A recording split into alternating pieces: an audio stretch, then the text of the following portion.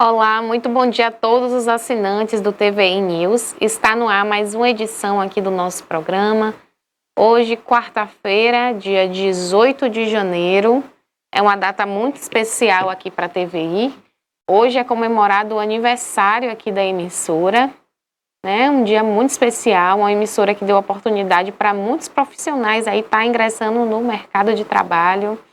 Já já a gente vai falar sobre isso. Tem uma pessoa aqui que tem muita coisa a dizer para a TVI. E eu vou começar hoje com a previsão do tempo, né? Para o dia 18. Itabuna hoje muito nublado, aparentemente aqui com 28 graus, podendo chegar a máxima de 30, a mínima de 22. Vitória da Conquista, nossa Suíça baiana, 23 graus, muito nublado também lá em Conquista, podendo chegar a máxima de 26, mínima de 18 graus. Salvador, nossa querida capital, 28 graus, parcialmente nublado, podendo chegar a máxima de 29, mínima de 24 graus. Ilhéus, nossa princesinha do sul, 29 graus, muito nublado também, vai permanecer em 29 lá em Ilhéus, com 50% de chance de chuva aí na cidade de Ilhéus. Então, para quem quer pegar aquela praia, né, se atentar um pouquinho, porque possa ser que caia uma chuva ainda hoje lá na cidade, podendo chegar à mínima de 24 graus. Buerarema, nossa cidade vizinha, 28 graus, podendo chegar à máxima de 29, mínima de 22 graus. E falando de Porto Seguro, que é uma cidade que está sendo bem badalada nesse verão, 28 graus, parcialmente nublado também, podendo chegar à máxima de 29 e a mínima de 23 graus. E você aí que está me assistindo e deseja compartilhar com seus amigos essa programação para que fique aqui conosco também assistindo, é simples. Você pode estar compartilhando o nosso link do YouTube, que é o TVI News Brasil. Pelo TVI News Brasil, você consegue estar acompanhando a nossa programação ao vivo, tá? E ainda assim você pode comentar com seus amigos, enviar perguntas e participar aqui conosco. Você consegue também acompanhar essa programação pela TV a cabo, o canal mudou, antes era 36.2, agora você consegue estar acompanhando pelo 24.2. Lá você consegue estar acompanhando também a programação ao vivo. Se tem alguma outra edição da programação que você não assistiu ou que você deseja rever, também é muito simples. Você consegue acompanhar pelo YouTube, lá fica todos os programas do TVI News Brasil gravado. E você consegue acompanhar também pelo aplicativo TVI Play. No aplicativo TVI Play fica lá disponível também. Você consegue acompanhar através do aplicativo TVI Play toda a programação e todo o conteúdo aqui da emissora TVI. Prestigiar aí, né, o aniversário dessa emissora, acompanhando todo o conteúdo aqui regional da nossa cidade. Você consegue acompanhar lá não só o nosso programa, tá? Tem os quadros também. Economia Verde, que é o quadro que o Kleber Isaac apresenta, falando de economia sustentável. De Olho no Som, que é dicas aí do nosso maestro Charles. A gente tem muito quadro legal, tem o programa Alerta Cidade, tem inteligência policial, Baião de Dois, o Síndico. Então, assim, tem programação para todos os gostos, para você aí poder acompanhar conosco. Hoje também é um dia muito especial para o prefeito da nossa cidade, Itabuna, aniversário do prefeito Augusto Castro. Prefeito Augusto Castro, um feliz aniversário para o senhor, né? Que Deus aí prolongue os seus dias na terra, ele dê muita saúde, muitos anos de vida e que você possa comemorar aí e que adquira muita sabedoria para continuar aí legislando, né, pela nossa cidade, fazendo o melhor por Itabuna, pelo povo Itabuna, o povo Grapiúna.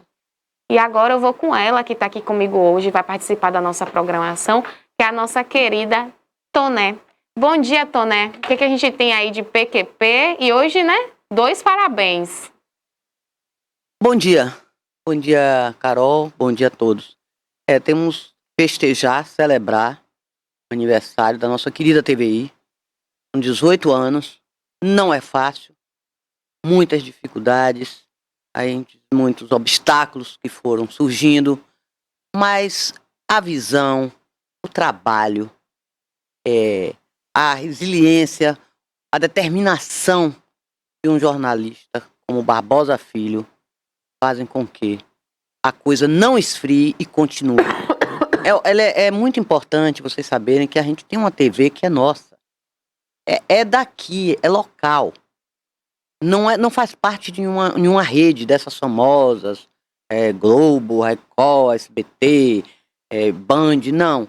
Ela é uma TV local, uma TV fechada, canal fechado, mas que atende também aos anseios da nossa comunidade. Atende ao povo, a essa população, não só da comunidade de Itabuna e aqui do eixo, Itabuna e Ilhéus, como também de toda a região do sul da Bahia. Ela é o nosso porta-voz. Ela é a nossa porta-voz. Isso é que é importante da gente lembrar e da gente registrar. São 18 anos de muito trabalho, de muitos sacrifícios, mas que até então está valendo a pena. Parabéns a todos aqueles que já passaram por aqui, funcionários, técnicos, equipe técnica, apresentadores, todos esses que passaram, profissionais que passaram por aqui, os nossos parabéns e principalmente a esse ser humano incrível que tem uma visão maravilhosa sobre comunicação, que entende de comunicação, que é o jornalista Barbosa Filho. Parabéns a todos. Estão todos de parabéns. Inclusive nós estamos chegando agora. Com certeza, Toné. Agora Realmente, o PQP, não falei. Ô, Toné, e a TV, né, você citou uma coisa importante, passa por tantas dificuldades, né? Deveria ser mais valorizada. Eu cheguei aqui há pouco tempo, mas eu consigo ver essas dificuldades e principalmente a desvalorização, né? Por que será que as pessoas da terra não valorizam aquilo que é da terra, né? Tem que valorizar a prata da casa. Aí você falou uma coisa certa. Valorizar o que é seu, o que é nosso chão. Isso aqui é importante. As notícias que nós damos aqui, que nós discutimos, comentamos, isso aqui você não vai ver em rede nacional. É muito difícil, Essa você não vai ver. liberdade. Se for dar uma notícia, quando for tragédia, você vai ver, enchente. Mas é assim, 3 minutinhos, 4 minutinhos. Aliás, minutos é muito em televisão. Segundos, você vê um segundinho lá na rede, no horário do jornal local. Mas não aparece em rede nacional. Não aparece num jornal nacional, por exemplo. Não fala Brasil, você não vai ver na Record. Então, você tem que valorizar. Você tem que dar importância ao que é seu. Porque é da terra, é da gente. E vale a pena, realmente, a gente dar apoio. Com certeza. E o PQP, me conte aí, que hoje a gente tem outro parabéns. O prefeito de Itabuna merece parabéns? Pela pessoa que ele é, nada consta. Nada a declarar. Merece parabéns. A gente tem que registrar. Parabéns, né? Esperamos que ele continue trabalhando pela sua cidade, né? Pelo pessoal, realmente os mais humildes, os mais carentes, que precisam de mais atenção, que precisam realmente, que passam necessidades, passam por dificuldades, em tudo quanto é setor, saúde, transporte público, segurança, educação, tudo isso. Que a gente discutiu, inclusive, aqui com a secretária, segunda-feira, a secretária de Planejamento, Sônia Fontes, quer dizer, que está acumulando 2 pastas, Planejamento e Infraestrutura e Urbanismo. A gente discutiu aqui com ela e eu, inclusive, eu falei, o tempo está curto para ele cumprir tudo que ele imaginou, que está dentro do seu plano de governo. E 2 anos ficaram perdidos lá na pandemia. Só se foi, focalizou somente na saúde, que era realmente o que tinha que ser feito. Era a saúde, era a Covid, o tratamento da Covid, foi o hospital de campanha, vacina, foi um esquema muito grande e realmente era a preocupação número 1 e era o foco principal do trabalho. Passou 2 anos, agora tem mais 2 anos, não acredito, nem 2 anos, é menos de 2 anos pela frente, porque no próximo ano já é o ano de eleição. Mas, Augusto Castro, como cidadão, meus parabéns.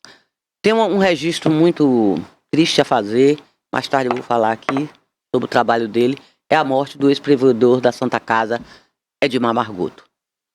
Inclusive eu dei essa notícia ontem, né? Assim que recebi a notícia, infelizmente uma perda aí muito grande, muito triste aqui.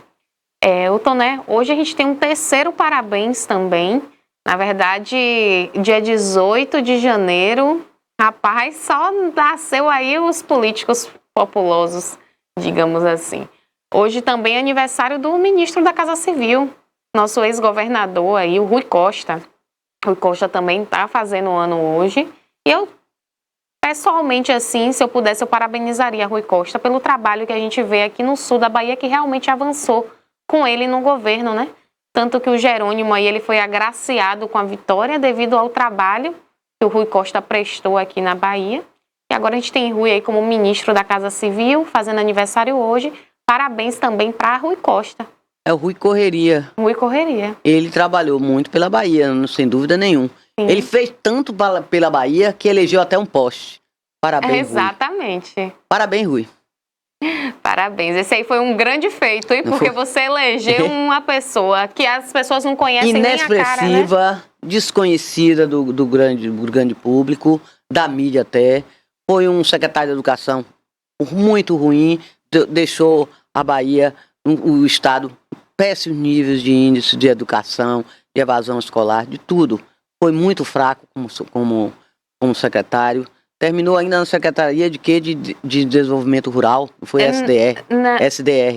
Foi, isso. Eu sei que ele foi secretário também da Educação, né? Inclusive foi o pior mandato, né? Como exatamente, isso que eu tô falando. Foi deixando a Bahia aí reprovada. Exatamente. Mas Rui merece nossos parabéns. Também, eu tô falando, vamos separar as coisas.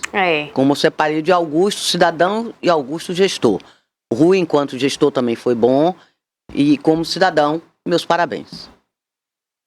Hoje exerce um cargo muito importante, né, no novo governo, ministro da Casa Civil, e está sendo até cotado para ser um candidato à sucessão do presidente, né, lá para 2026, quem sabe. É presidenciável ao lado de mais 10, mas antes ele tem que derrubar, passar por cima do cadáver, estou dizendo aqui, mas tem que passar por cima de Gleisi Hoffmann, tem que passar por cima de Fernando Haddad, tem que passar por cima de Geraldo Alckmin e de outros tantos lá do PT. Só tô falando da ala do PT. Fora os outros, Simone Tebet, e lá vai. Tem que passar por cima de todo mundo para ser presidenciável. Com certeza. Que o cargo que ele ocupa é um cargo muito importante. Muito. Ele trabalha, ele é vizinho ao gabinete do presidente. Né? É o vizinho e tudo passa por ele. Ele é articulador e ele foi escolhido justamente, não foi nem para ser articulador, que o articulador fica com o outro ministro de Relações Institucionais. Ele vai ficar com obras. Ele que vai ver todo esse negócio de obras inacabadas, tudo isso. Pelo trabalho que ele fez na Bahia, ele também foi requisitado exatamente por esses atributos. Para botar a obra para frente. Eles estão dando uma lista aí de obras. De obra, realmente, o Rui Costa, ele saiu na correria aí. Ele fez muita coisa. Muita coisa. Então vamos ver se faz pelo Brasil, né? Deixou outras coisas de lado, né? Porque assim, a Bahia, mesmo em questão de segurança, né, Toné? Infelizmente, em questão de violência e criminalidade, no topo. Educação, lá embaixo. Lá embaixo. Assim, para obras, infraestrutura, a gente não tem o que reclamar. Realmente, ele trabalhou muito. Agora, faltou muito também pelo lado social, né? O lado social deixou a desejar bastante. Questão da segurança. Espera que melhore também nesses pontos, porque é extremamente importante, né? Para continuar funcionando bem. A gente vê que tudo ali gira em torno de educação, violência, segurança, saúde. São áreas importantes também para serem olhadas com atenção aí pelos nossos governantes. Agora a gente vai experimentar aí o modelo de governo Jerônimo Rodrigues, que a gente não sabe como é. Enfim. Não tem nenhuma novidade não, Carol. Vai seguir a risca o que já foi feito.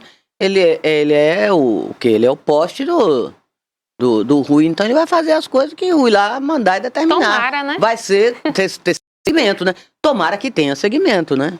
Prosseguimento nas coisas. Porque fez um governo bom, fez o Rui. Tanto fez que foi reeleito, né? Ele ficou 8 anos no governo.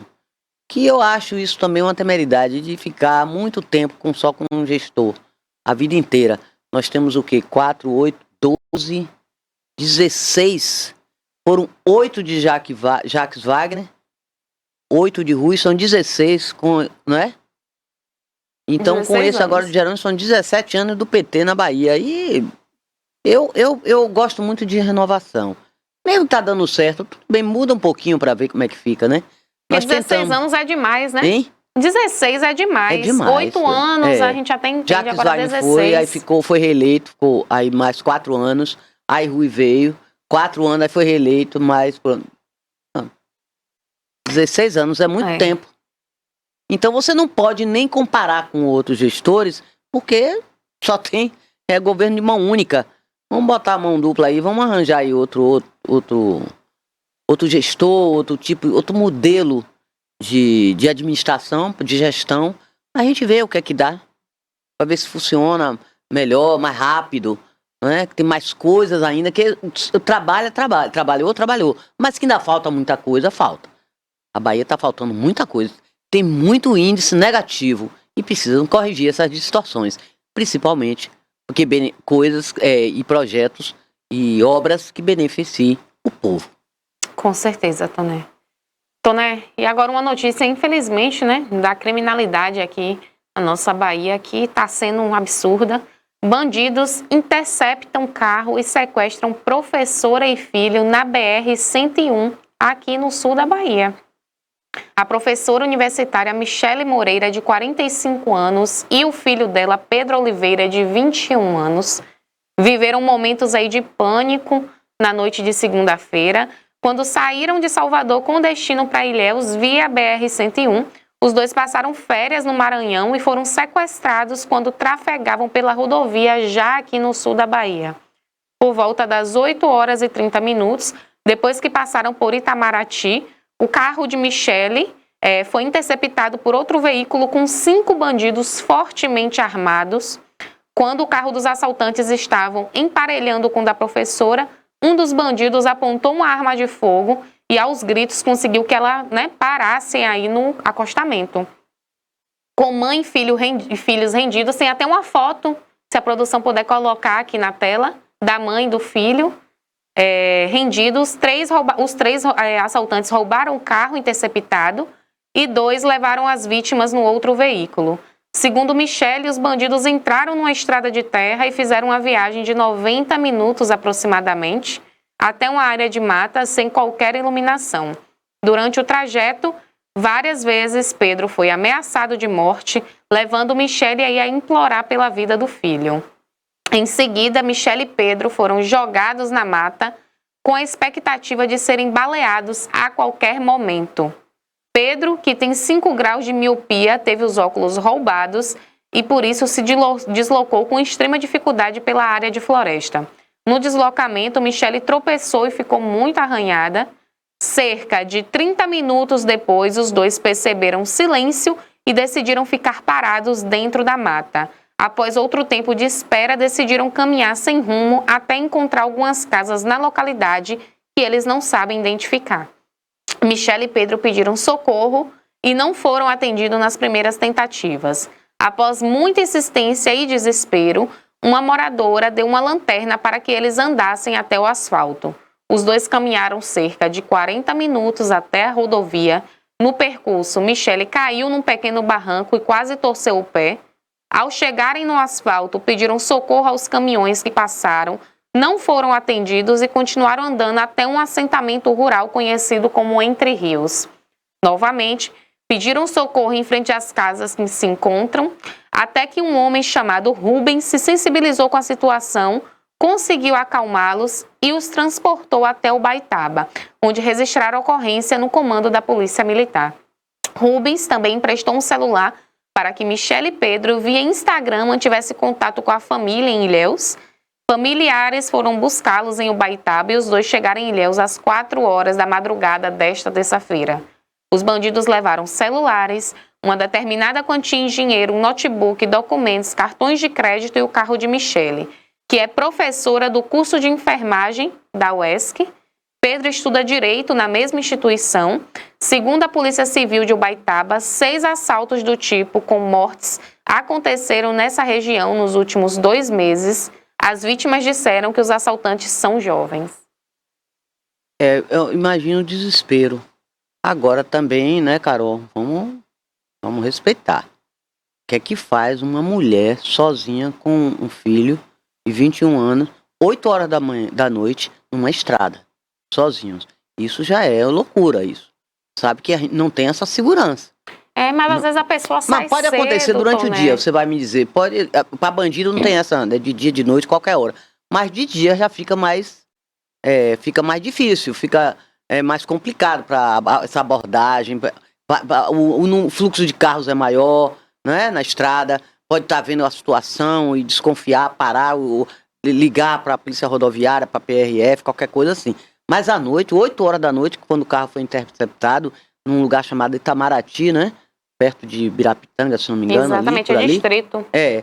Exatamente. Mas já eu acho difícil isso, eu acho complicado. Como é que você vai viajar à noite numa estrada, uma mulher e um rapaz, digamos, 18 anos, ou 18 anos, 21. 21. Mas independente, assim. acredito que mesmo que fosse um homem, pela quantidade de assaltantes, foram 5 assaltantes, né? E a gente, o quê? Realmente a gente vê que a gente não tá seguro, Mas né, durante o Toné? dia ganha mais visibilidade, Carol, do que à noite. Você vê que a dificuldade que eles tiveram depois para fugir, ficaram E numa eu mata, percebo o seguinte, o medo até das pessoas de ajudar tá tão que perigoso, muita gente não né? abriu a porta, violência eles tá bateram. tremenda, Não que é? você não consegue acreditar quando alguém tá precisando de ajuda, porque tem Isso. medo que seja alguém também se passando, É. né? É complicado. Eles bateram nas portas e as pessoas se recusaram a abrir. Até que um abriu e deu uma lanterna para eles, né, chegar até a rodovia. Ensinou a vá por aqui, por aqui. A mulher ficou toda arranhada por dentro dos matos. Quer dizer, é um absurdo. Quer dizer, se fosse durante o dia, ficava mais fácil de você olhar, até para você fugir, você encontrar a estrada, para você voltar, uma trilha para que lhe desse um pouquinho de segurança, para você chegar na estrada. E os caminhões passavam, os carros passavam, ninguém parava, mas alguém ia ter que parar. Mas de dia fica mais fácil. Você tem mais visibilidade do que à noite. Viajar à noite, viajar de dia já é um problema. Imagine à noite. É muito mais perigoso, muito mais arriscado. Ainda mais somente 2 pessoas. Bandido não tá nem aí, viu? Agora, bandido tá bom para receber salário e reclusão. É? Ó, o salário reclusão, que não é pago diretamente ao detento, mas é pago à família dos detentos, né? Subiu agora, foi aumentado o valor para R$ 1.750. Gostou? O salário mínimo tá 1.302. Querem ver se consegue botar para 1.342. O presidente da República vai se reunir hoje com 60 sindicalistas para discutir esse piso do salário mínimo. Para ver se fica 1.302, os sindicalistas querem 1.342. Pasmem. Mas o bandido que estupra, que mata, que assalta, que rouba, que destrói seu patrimônio, que leva seus bens, esse recebe 1.750. Isso é o trabalho dele é roubar. Roubar, matar, estuprar, sequestrar. Gente, eu acho que está sendo... Eu acho que a gente está vivendo num mundo, aqui no Brasil, é um circo de horrores. Isso não existe. Olha outra coisa, Carol, que a gente vai abordar com o nosso convidado. É um absurdo, viu, Toné? Vamos abordar esse assunto. O ministro Gilmar Mendes mandou soltar um bocado de presos em Brasília. Pra quê? Pra caber, Carol. Pra caber os manifestantes. Gente, eu digo, é um circo de horrores. Isso não existe. Então, estão com mais de 1.700 pessoas detidas e não tem onde botar. Aí, como não tem, manda soltar os outros. Gente, tá soltando bandido aí, é migué. Aí solta...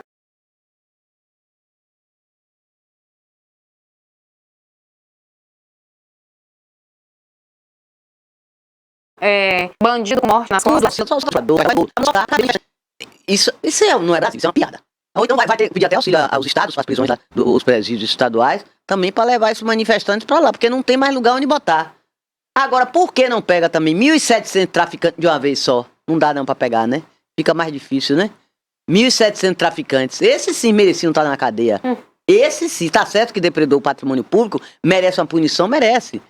Mas os traficantes merecem ficar onde estão, é? Os traficantes que têm armas poderosas, o narcotráfico continua mandando no Brasil, é uma terceira força, um terceiro poder. O PCC já é partido. Tem gente do PCC que tá da política. O Brasil, não sei não, né? É loucura isso. Então você pega as vovós e os vovôs da papuda e bota tudo preso. E os traficantes estão soltos. E o ministro Gilmar Mendes ainda manda soltar presos. Já disse que vai mandar botar tornozeleira. Que gracinha, né? Um monte de gente com tornozeleira. Eu não tô acreditando nisso. Mandou soltar os presos para botar os manifestantes na cadeia. Tá bom. Isso é Brasil. Uma vergonha. Vergonha mesmo. Toné, a gente tá no link com o Reginaldo. Ele vai conversar com a gente um pouquinho, né? Um assunto que a gente falou aqui agora há pouco, que é o aniversário aqui da TV. Ele já está conectado aqui conosco. Bom dia, Reginaldo. Tudo bem? Hoje a TVI está fazendo aí, hein? 17 anos. 17 ou 18? 17 ou 18? 18. 18, desculpe. Pronto. Bom dia para você, bom dia para essa minha querida mana. Que prazer te ver, viu? Oh, que bom te ver! Colete. Bons tempos da Câmara, hein? Fiquei Não esqueci muito de você feliz não, quando Reginaldo. certo. Aí eu fiquei muito feliz de te ver aí, sempre com essa eloquência da informação, sempre atualizada, viu? E a TVI, hoje 18 anos, e contar com a maioridade, né, Antonieta? É, a maioridade.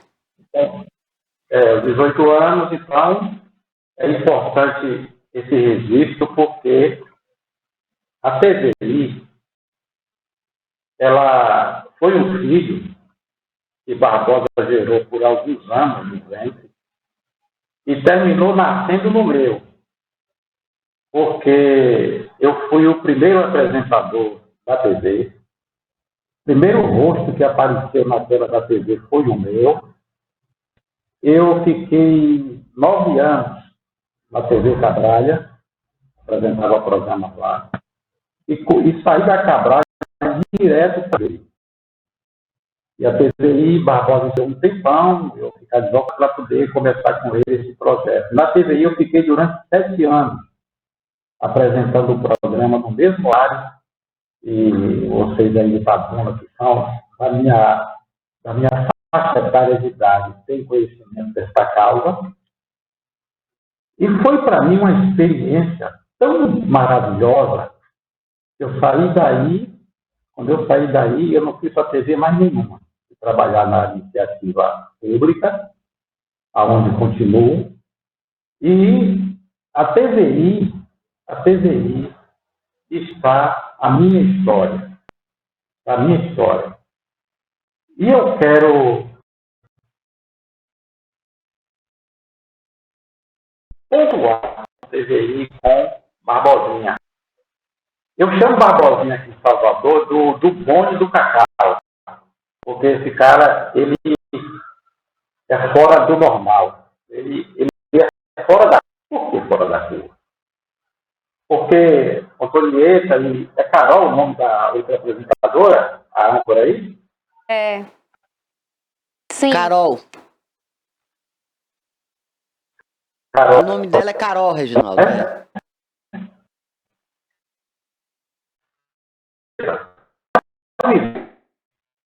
Então, o empresário gosta do governo. E então ele trabalha para poder dividir seus ganhos com o governo num país de tantos encargos e tantos impostos. E o Barbosinha começou a TVI sozinho. E até hoje, ele está aí mantendo essa TV durante 18 anos no ar, sem sair do ar 24 horas. Então é preciso destacar a figura do rapaz, que ele é fora da curva. Ele é um cara que a cidade de Itabuna e a Bahia tem que pontuar o nome desse rapaz, José Barbosa, porque ele merece uma atenção melhor e maior do estado da Bahia pela história da TV Itabuna. E eu quero, juntamente com essa conjuntura toda, não tenho como eu não lembrar dos meus parceiros de TVI. Veio eu, depois foi o outro segundo, que foi Rui Machado, ex-vereador, ex-presidente da Câmara, meu amigo e irmão, a gente se fala sempre. Eu estou devendo uma visita à família dele quando eu fui em Itabuna. Ele disse, eu não quero, tudo isso é a história da TVI. Eu não quero porque eu não sei televisão. Eu digo, eu vou lhe ensinar, rapaz. Aí cheguei, fui com ele para o estúdio, a gente treinou, ensaiou. Quando o Rui entrou no ar, parecia que já era um apresentador de muito tempo, comentando política e nós ficamos aí alguns anos no ar, eu e Rui Machado. Depois ampliou para Paulo Lima. Aí veio Paulo Lima, que todo mundo conhece. Paulo Lima sabe da história dele e também da importância que ele tem no jornalismo estadunidense. Aí Paulo Lima veio e tomou o time. Aí a gente achou que já estava faltando alguém para poder completar o quarteto. Aí veio o doutor Rui Correia, consagrado, ex-secretário do Estado da Bahia, que tem um conhecimento político como um cara que tem uma conversa muito bom. Esse começo de história da TV Itabuna, e aí a TV veio crescendo, vieram vários programas, a tecnologia da TV, incrível que pareça. Quando eu trabalhava aí, a TV Itabuna tinha um estúdio melhor da cidade. TV enorme. Barbosa Caprichoso. Fazia esse estúdio todo, ele nunca estava atrás, ele sempre procurava se atualizar com o cenário, como se falava em estúdio, a coisa toda. Aí, nós trocamos de programa e veio uma parceira minha, onde era chamada A Bela e a Fera, que era a Maria Fernanda. Muita saudade dela. A loira, eu preto, do lado de uma loira no ar, a gente dava um show aí à tarde da TV Itabuna, entendeu? Tudo isso foi evolução da TV Itabuna. Eu não tenho como não lembrar desses parceiros que me ajudaram muito. E a Maria Fernanda, depois ela passou a ter um programa somente dela, com todo prestígio, todo cenário novo, um programa bacana, ela é muito importante também em termos de conversa. E a TV foi ampliando, veio TV a cabo, a TVI estava lá junto. Hoje, a TVI só não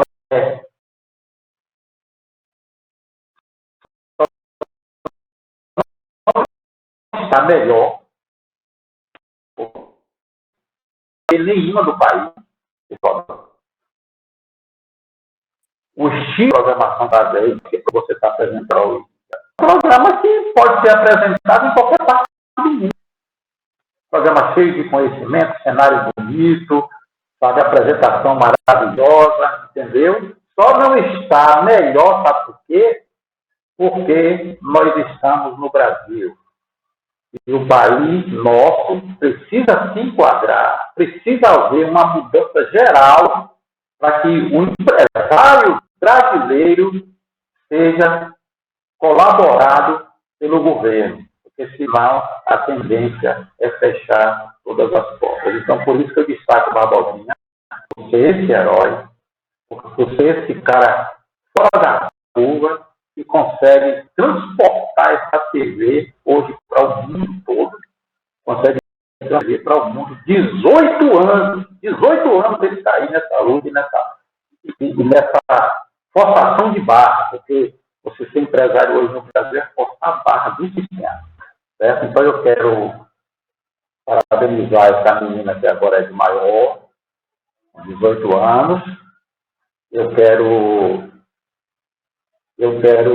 parabenizar a todos os apresentadores da TV, quero parabenizar aos nossos telespectadores, aos jornalistas itabunenses, porque é um grupo de jornalistas de qualidade, e eu quero dizer que eu estou muito feliz em estar aqui na tela, certo? Estou muito feliz em estar aqui na tela. Passo a palavra para vocês duas aí, viu? Pode ficar à vontade. Reginaldo. Que bom, Reginaldo, rever você, ouvir você aí, suas palavras, realmente nos incentiva a continuar, não é? Agora a gente só lamenta que o empresariado aqui, não digo do eixo Itabuna e Ilhéus, não valorize mais esse trabalho que o Barbosinha faz, né? Que você sabe que comunicação é difícil, é complicado, que a gente trabalha nesse meio, e você tem, além de tudo, que ser amigo do rei. Se não for amigo do rei ou da rainha, se não for, não vai, né? É complicado. Mas Barbosinha continua firme, determinado. Essa determinação é que eu sempre gosto de falar, que é uma das grandes virtudes dele. É a determinação dele de não deixar a peteca cair. como jornalista que nós somos, temos que valorizar a boa informação, uns comentários que a gente faz, às vezes faz críticas, mas isso é normal, isso é natural da profissão. Então, não vejo isso como retaliação, como briga de AB, partidária, isso não existe. Você sabe muito mais do que eu como é difícil fazer comunicação no interior. Mas, vamos para frente. Para o ano a gente faz 19. Pronto. A TVI É isso aí. Vocês querem significa fazer para alguma você, pergunta? Reginaldo? O que O que a TVI significa para você, Reginaldo, como profissional? Olha, para mim, eu vou mais do lado de mim, esse é um filho que eu já falei, que gerou em Barbosa e nasceu em mim, porque é o primeiro apresentador da TV. A TV, ela, quando você bota ela no ar, e ela entrou no ar comigo, entrevistando o Baldo Dantas, o primeiro estado meu. Chegou, fizemos o programa, aí eu tinha uma TV no meu coração, ou seja, eu tive 9 anos de área. Mas quando a minha lembrança vai toda para a TV Itabuna. Mas nasceu, certo? Nasceu comigo e vive comigo. Eu assisto direto a TVI, não todo dia, porque às vezes o tempo não dá. Mas a TVI representa, hoje não só para mas para o Brasil, um motivo de resistência, insistência e perseverança. É o que Maria Antonieta falou, sabe? Eu só consegui garantir segurar essa onda de uma TV com a comunicação no Brasil é dose. Aí, não só Barbosa, como vocês da TVI e também Sabonense estão de parabéns porque a TV está no ar. A gente tem que registrar aqui a ousadia, a gente enfrentar sérios concorrentes, fazer um programa desse, como nós fazemos aqui a TVI News, diariamente, é realmente uma grande ousadia, é ter muita coragem. Mas estamos aqui para isso. Você quer invitar na chuva para se molhar. Não vamos perder de vista o nosso faro, o nosso foco para a notícia, para a informação, para o comentário, para a crítica. De jeito nenhum. Vamos continuar, vamos levar a bola até o final. Pronto, agora eu queria que vocês me fizessem alguma pergunta aí, de qualquer coisa aí. Já estou aqui no ar mesmo e quero falar alguma coisa. Você está metido na política ainda, Reginaldo? Olha, lembrando que o Reginaldo foi vereador aqui, viu? Você está metido na política ainda? Foi vereador? Ainda? Foi, Reginaldo? Foi vereador. Eu fui vereador da Unindel. Olha. Que partido era o seu, Reginaldo, na época? Que partido era? Eu comecei lá em Ilhéus, PTB. PTB? PTB. Depois eu fui para o PL, depois passei para o PSL, depois em Itabuna eu fui eleito pelo PSL, depois eu fui para o PV, foi quando eu perdi a eleição, porque teve aquele corte. Eu tive 1.500 e alguns votos e fiquei de fora, porque teve o corte de vereador, eu fiquei fora e já não votei mais. Já pedi ao meu grupo que eu não votasse mais para política. Mas política é cachaça, você sabe disso. E entra no nosso DNA que não sai mais. Se batizou, fica.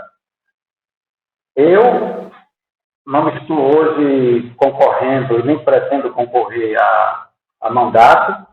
Um grupo que eu faço parte aqui em Salvador estão querendo que eu seja vereador na próxima eleição, ou em Salvador, ou em Lauro de Freitas. Já mandaram até eu me filiar no partido, mas eu não estou aqui com o coração muito aberto, não, porque eu fiquei na iniciativa pública 4 anos, trabalhando com o atual senador Jacques Wagner, na época do PT.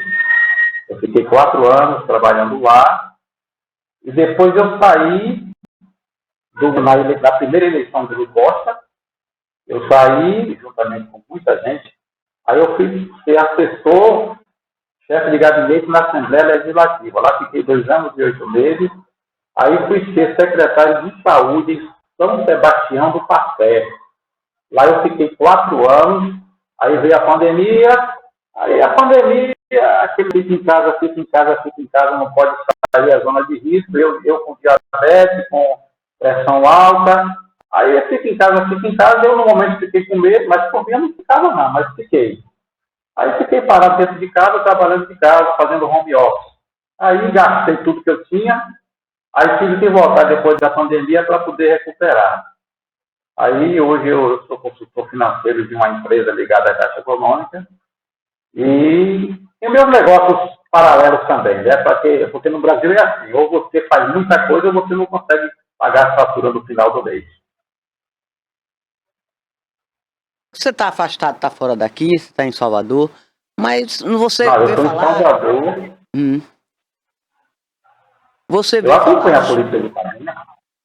Você não vê falar sobre Itabuna, sobre a nova administração do Sim, prefeito claro. Augusto Castro? Sim. O que é que você acha desse governo? Será que você pode falar alguma coisa mesmo sem estar aqui dentro, sem saber? Eu não sou filiado a partido nenhum. Não, assim. Eu falo o que eu acho certo. O Augusto chegou e tirou, assim, os caciques. Tirou Fernando Gomes, tirou Azevedo, tirou todo mundo. E isso conseguiu se eleger com uma votação expressiva. Então, as pessoas criou muita expectativa e que não está muito correspondendo. Porque nós tivemos aqui entrevistando a secretária de Planejamento e eu ainda fiz uma abordagem a ela. Porque tem obras, muitas não, mas tem obras. Muitas obras ainda estão muito devagar, muito retardando demais a conclusão. E eu chamei a atenção dela, que tem muitas obras, mas a gente olha aquelas placas, assim, governo do Estado, CONDE, recursos próprios, as obras são muito poucas aqui, muito poucas. É importante você fazer esse registro, que isso é uma coisa já bem antiga. O que fez obras em Itabuna com recurso próprio foi Fernando Gomes. A Azevedo fez algumas coisas aí de asfalto, o Vânia fez algumas coisas, muito pouca coisa, mas Fernando Gomes, ele comprou. Que era uma outra época também da região, era uma época que o cacau tomava conta da Bahia, a gente tinha uma economia pujante, sustentadora. Aí os tempos se passaram, de fato, as coisas é difícil. Eu entendo até a questão do Augusto Castro, é um ex-deputado estadual por 2 mandatos. É um cara inteligente, é um cara jovem. Eu gostei quando ele foi eleito, porque eu sempre sou Fernando, sempre fui Fernando Gomes, nunca saí de Fernando e nunca também consegui apoiar ninguém que fizesse contra Fernando. Por isso eu não me envolvi na política de Itabuna, porque o Augusto Castro na época falou comigo e eu, com aquele sentimento de consideração e respeito por Fernando Gomes, eu também não fiquei de lado. Mas eu gostei que ele fez, porque a cidade precisava inovar, precisava mudar. Eu, nesse exato momento agora, com 2 anos de gestão, eu não me sinto à vontade para fazer Augusto Castro. Por quê? Porque eu acho que é preciso dar um tempo. Ele não pegou uma cidade tão boa, a economia de Itabuna há muito tempo que não está boa, a arrecadação de Itabuna há muito tempo que não é boa, que não é suficiente para atender as demandas do município. E essa questão das placas, das obras, é governo do Estado, eu acho também que não deixa de ser uma virtude dele, de buscar fora, de buscar ninguém tem dinheiro no governo do Estado, desde quando esteja certo, eu vejo influenciando aí. Se tivesse parado aí sem acontecer nada, eu fazia uma crítica a ele agora, porque tem que acontecer alguma coisa. Se ele não tem condição com os recursos próprios de fazer tudo que a cidade precisa, o caminho que ele tem é buscar um Estado que arrecada mais ou menos bem, buscar a questão federal e levar o benefício para Itabuna, entendeu? Eu acho que no momento, 2 anos de gestão, eu acho que ele não está tão ruim, não. É meu ponto de vista. Muito pouco. Veja bem, você lembrou aí de Fernando Gomes, lembrou muito bem. A Vila Olímpica foi Fernando que construiu, não é? Construiu. Agora, com a reforma, todo gestor que entra reforma a Vila Olímpica. Teve uma reforma poderosa agora, está muito bonita realmente, diga-se de passagem, mas foi com recurso da SET, da Secretaria de Trabalho, Emprego, Renda e Esporte, que o titular é o Davidson Magalhães. não foi com recurso da prefeitura, já foi com o apoio do governo do estado. Eu não estou dizendo que não tem que ter parceria. Você está me entendendo, Reginaldo? Tem que ter. Você tem que correr atrás, você não pode fazer nada sozinho. Mas muita coisa assim, feijão com arroz, você tem que fazer seu trabalho. Não é só apoio do governo, só do governo do estado, esperar o governo federal, a União, ou então o estado para fazer, não. O executivo municipal é que tem que fazer. A Vila Olímpica o Fernando construiu. Agora, para fazer uma reforma, teve que ter o apoio do governo do estado, senão não fazia. É difícil. Uma coisa que eu acho que tem que chegar em Itabuna, que busque apoio da iniciativa privada, do governo federal, do governo do estado, é a questão do esgotamento sanitário.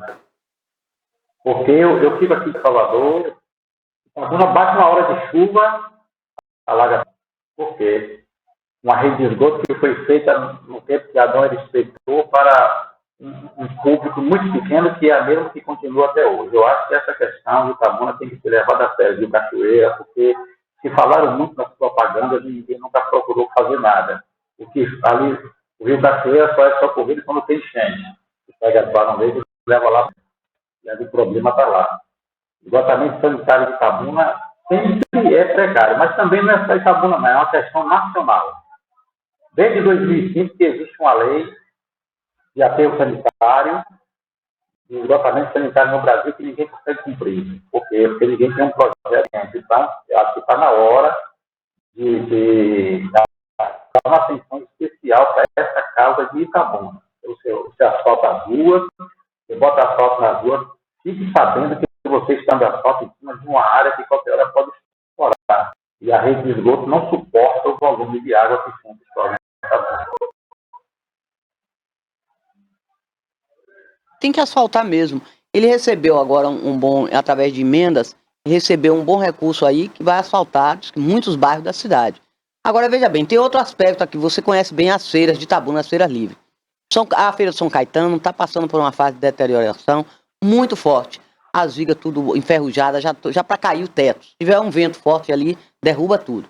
Então conseguiu agora recurso com o governo do estado, com a IACONDE, e agora que saiu essa licitação, para tirar os feirantes ali do São Caetano e levar para uma área onde funcionou a fábrica de calçados, a Kildare, próximo ali ao supermercado hoje, o supermercado Itão, um prolongamento da Avenida Aziz Maron. Tudo bem, mas só que os feirantes estão preocupados é com o prazo de conclusão de obras. Eles ficam perguntando, que eles deram prazo de 6 meses, é porque eles vão ficar nesse espaço temporariamente durante 6 meses. Mas os feirantes acham que não vai ficar pronto em 6 meses, não. Essa feira não vai dar, porque é muita coisa para consertar. Um momentinho, só que o meu fone foi desconectado aqui Mas a gente está discutando da bem. entrevista. Deixa eu ver aqui como é que eu faço para reconectá-lo de novo. Vai ver se você consegue aí. Nós estamos aqui conversando com o Reginaldo Silva, ele agora que mora em Salvador, foi um dos primeiros apresentadores a trabalhar aqui na casa, aqui na TVI. Foi vereador aqui em Itabuna, como ele já disse aí, já passou por vários partidos, PV, PL, PTB, e é uma pessoa antenada politicamente, conhece muito, já trabalhou. Ele disse que agora me revelou que eu não sabia, e ele foi até secretário de saúde do município de São Sebastião do Passé. Conectou, Reginaldo? Voltou? Ainda não, Carol. Tô achando que Reginaldo saiu do link, né? Nós estamos conversando com o Reginaldo Silva, ex-vereador aqui da cidade de Itabuna, que agora reside em Salvador. Ele voltou ali? Ele está no link. Tá conseguindo escutar a gente? Agora o áudio eu não sei se está funcionando. Reginaldo. Vamos falar de Itabuna, que você conhece. Foi vereador aqui 4 anos, conhece as deficiências. E muitas delas são as mesmas. Não foram corrigidas, viu, Reginaldo? Continua, problema do centro comercial, a feira, a mesma coisa, continua aquela bagunça, aquela sujeira. Realmente, Toné, tá tem que falar, tem que ter um olhar muito maior, um olhar super atencioso, um olhar de dignidade para com aquelas pessoas que trabalham ali no centro comercial, que aquilo ali é uma porcaria. Ali eu não sei que a vigilância sanitária baixa ali, não sei não. Mas é insalubre. Ali é insalubre, é tóxico, ali é terrível. Ali, aquela área de carne, aquela área de peixes, Ali é uma porcaria, ali é uma sujeira, ali é um convite a qualquer tipo de doença. Aí tem o urubu, aquela água imunda das carnes lá, as carnes salgadas correndo pela rua, pelas valetas. É muito ruim, é péssimo. A área de fruta também precisa ser reordenada, aquela área também daquela sombrinha, a área que vende ali, tem floriculturas que vendem flores ali, também tem que ser revista. Tem muita coisa para fazer, não é só a São Caetano, não. E é isso que eu falei com a secretária Sônia Fontes. Vai dar tempo? Falta 1 ano e pouco só para acabar. Outubro de 2020 e 2024, né? Termina, que são as eleições municipais. Aí termina o governo. E aí? Não sei se vai dar tempo de resolver tudo, porque é muita coisa. Itabuna tem problemas, como toda cidade grande tem. Mas a gente tem que falar da nossa, onde a gente mora, onde a gente reside. A gente tem que falar aqui sobre Itabuna. Vai assaltar? Vai. Vai assaltar porque recebeu um recurso, nem menos aí, vai assaltar a cidade.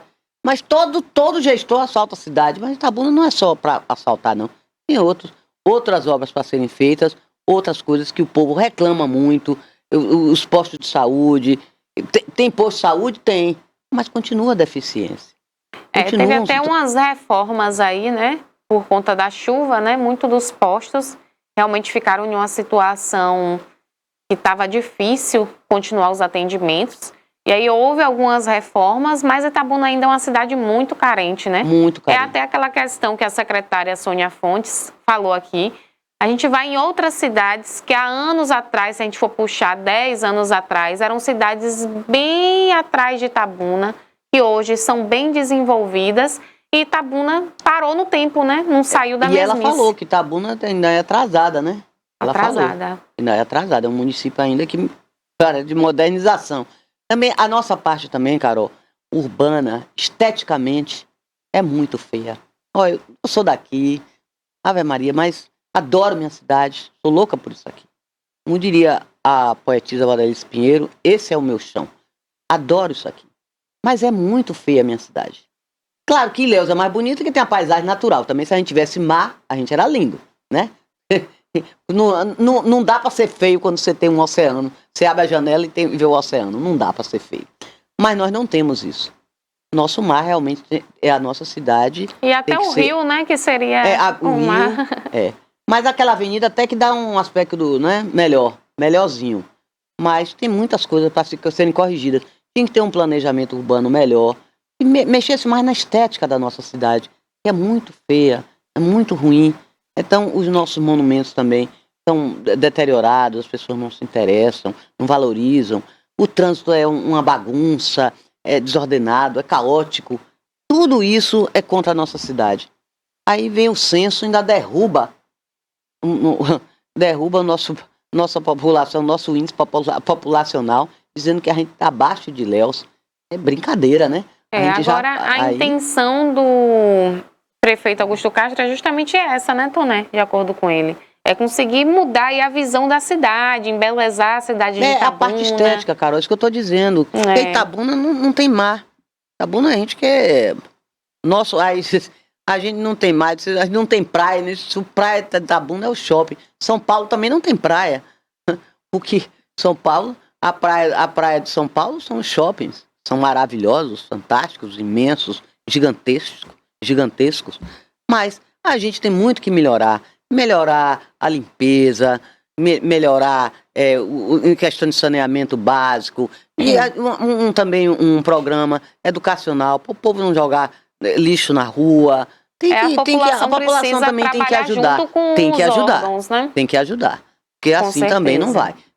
O poder público faz a sua parte, também nós, enquanto cidadão, temos que fazer a nossa.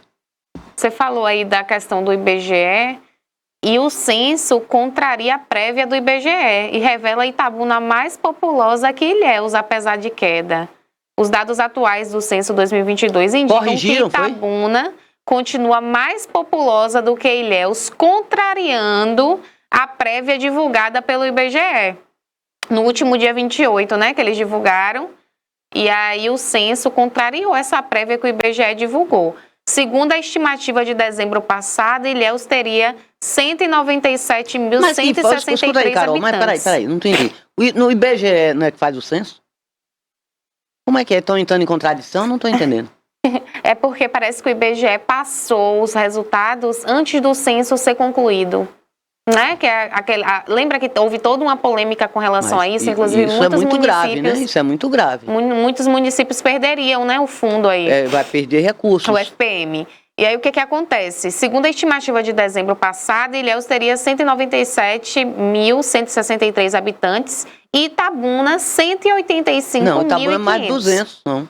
Escute. No entanto, ontem, terça-feira, o recenseamento itabunense chegou a 178 mil habitantes. Já Ilhéus, até o último sábado, tinha 167 mil moradores recenseados. Entendeu?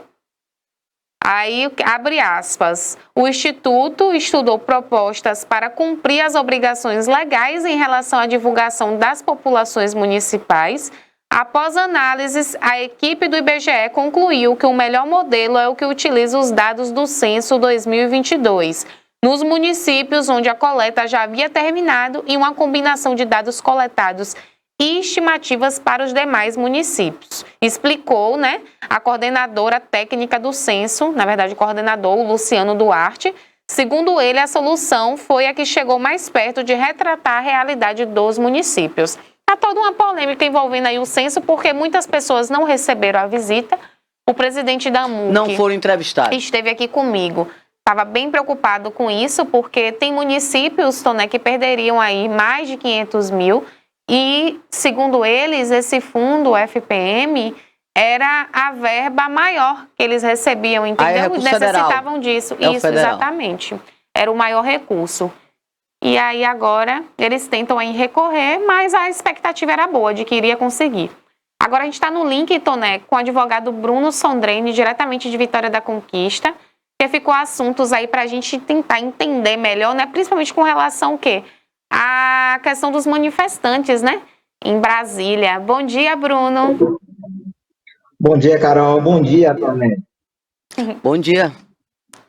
Ô Bruno, a gente viu aí recentemente, né, que circulou desde o dia 8, não se falava em outra coisa, que foi a questão da invasão, né, que ocorreu lá em Brasília.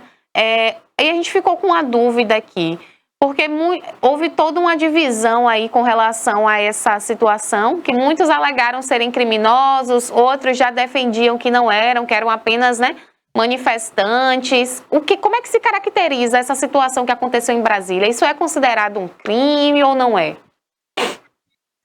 Carol, olha só, primeiramente dar os parabéns aí a essa quantidade de anos da TVI aí, que faz um sucesso total. Fico muito feliz aí de estar sempre contribuindo agora esse ano de 2022, comecei a contribuir com vocês e, enfim, né, parabéns aí a todos aí, muito sucesso e que perdure. Vamos lá. Então, eu acho que a situação que está ocorrendo aqui, referente a essa questão das manifestações, é um ato, é algo que a gente deve analisar com muito cuidado, porque se criaram e vem criando muita situação em torno disso, né? Se foi crime, outros dizem que não foi. Fato é que a gente não pode negar que o direito de manifestação é algo livre. Isso está expresso desde a Constituição de 67, não é algo novo de 88, não. Né? Isso o direito à manifestação já é de muito tempo atrás. E o que a gente está podendo tirar conclusões disso é que efetivamente não se está. Pode ter ocorrido crimes, isso é evidente, mas o que está se propagando aí de forma generalizada não é a visão que alguns advogados, alguns juristas estão tendo sobre a situação.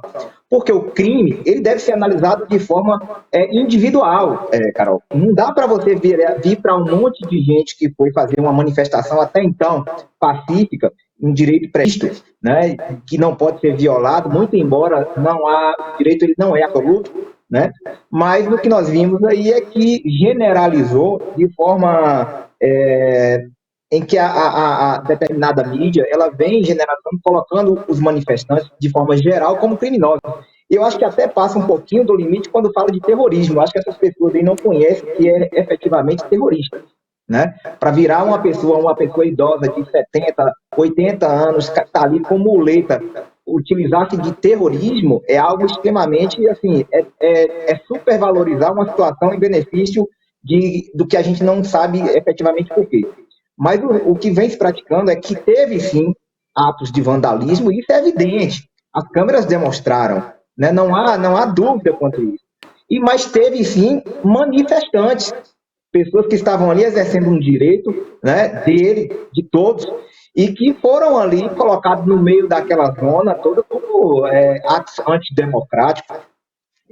E o que é, e assim, quando se fala ato antidemocrático, Carol, internet, temos que saber o que é um ato antidemocrático.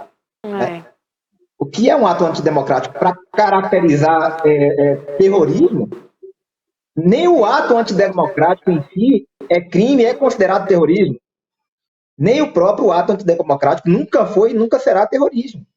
Né? Então, assim, se supervalorizando, né, o que foi feito lá, foi feito. Teve pessoas que aí eu não vou entrar no mérito se há pessoas infiltradas ou não, que não nos cabe essa análise agora, né? Nós não temos provas disso e nem provas de não disso, digamos assim.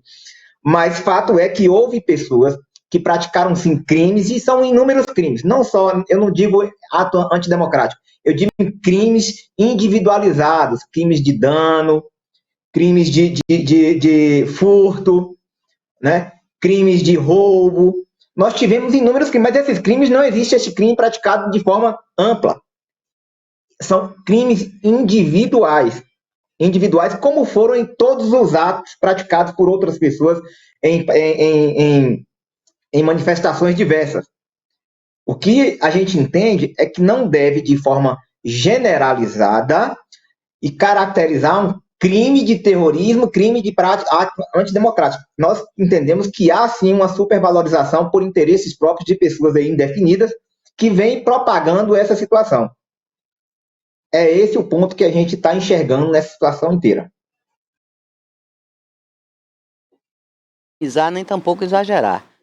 Que um assaltante que explode um banco é terrorismo? Eu acho que deve ser uma coisa bem pior, porque utilizou bomba. Né? Pode até causar a morte, não é só o dano a um patrimônio, ou pode ser até o privado, ou então público. O banco pode ser público, pode ser um banco privado. Então, podia ser considerado então um terrorismo. Agora, eu gostaria de saber a sua opinião sobre essa medida do ministro do Supremo, Gilmar Mendes, que mandou soltar um monte de presos para colocar os manifestantes, porque os presídios, as cadeias lá do Distrito Federal estão lotadas. O que você acha disso? Adnet, assim, eu costumo dizer que a gente só pode falar daquilo que efetivamente a gente viu nos autos, né? Porque a informação que hoje eu detenho, por exemplo, é informações de grupo de advogados de WhatsApp, é informação da mídia. Então, assim, levando em consideração o seu comentário, sendo isso verdade, né, soltando para prender outros, primeiro a gente precisa verificar se há realmente a necessidade, que hoje no Brasil a gente tem aí presos, superpopulações que estão lá com cadeiras, digamos assim, a linguagem popular, cadeia vencida, né, pessoas que já deveriam ter sido soltas há muito tempo, que não foram analisadas. Podemos entender que isso foi analisado agora, e que essas pessoas têm alcançado aí o benefício de serem soltas, e aí aproveitaram a oportunidade do momento para, né, reenquadrar outras que estão sendo presas, né, digamos aí, esse sentido. Mas pode ser também de forma diversa, soltando presos para prender pessoas que foram presas nesses atos aí ditos antidemocráticos. A gente entende que isso é muito perigoso, né? Soltar efetivamente bandidos condenados, bandidos provisórios, para que se enquadrem pessoas que foram presas recentemente, é algo muito, a gente vê isso de forma muito grave, né? A gente está vivendo um momento muito milíndrico, muito difícil dos poderes, dos três poderes no todo, mas os excessos que a gente vem vendo do judiciário, as violações que estão tendo na própria Constituição, vem nos trazendo preocupação no meio advocatício, sim, porque isso pode ter um impacto e trazer uma insegurança jurídica de forma muito gravosa e não se sabe onde isso vai parar. Eu volto a repetir, tudo bem que houve excessos e houve mais, não foi terrorismo, na minha opinião, modesta opinião, acho mais vandalismo, e não havia necessidade daquele quebra-quebra. Até falha então também na segurança, né? Eu fico besta, também como a falha que na conseguiu segurança. assim são perguntas assim que não se explicam.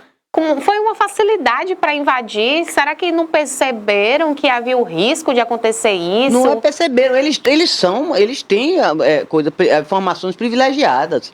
Eles têm o GSI, o Gabinete de Segurança Institucional, eles têm o Serviço de Inteligência, eles estão monitorando tudo. E não previram isso. Logo, as 3 principais instituições que nós temos da República serem invadidas daquela forma, fica difícil. E entraram assim como se tivesse aberto, fosse um dia útil, entrasse para fazer visita. Como se fosse um museu.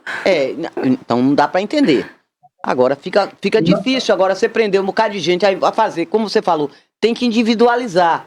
Aí fazer uma audiência de custódia para ouvir 1.700 pessoas, tem que haver um mutirão de advogados, não é mesmo? E tinha, né?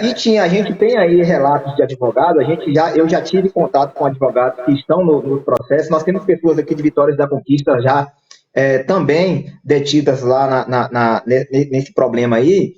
E a informação que nós temos de advogados que nós estamos acompanhando, é que eles, inclusive, estão tendo as prerrogativas violadas, né? Tanto no acompanhamento das audiências de custódia, quanto a próprio contato com as pessoas que estão detidas. Isso, assim, a gravidade disso, Carol e Danete, é muito grande, porque assim, quando se o advogado não tem ali aquele contato, aquele direito dele exercido, que não é nem do advogado, é da próprio cidadão, né? A gente tem aí um problema generalizado, que pode acarretar inúmeras situações de prejuízo, tanto para o Estado, quanto para a população civil.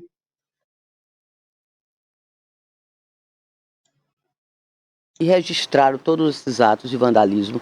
Então as pessoas são bem visíveis, muitos estavam sem máscaras.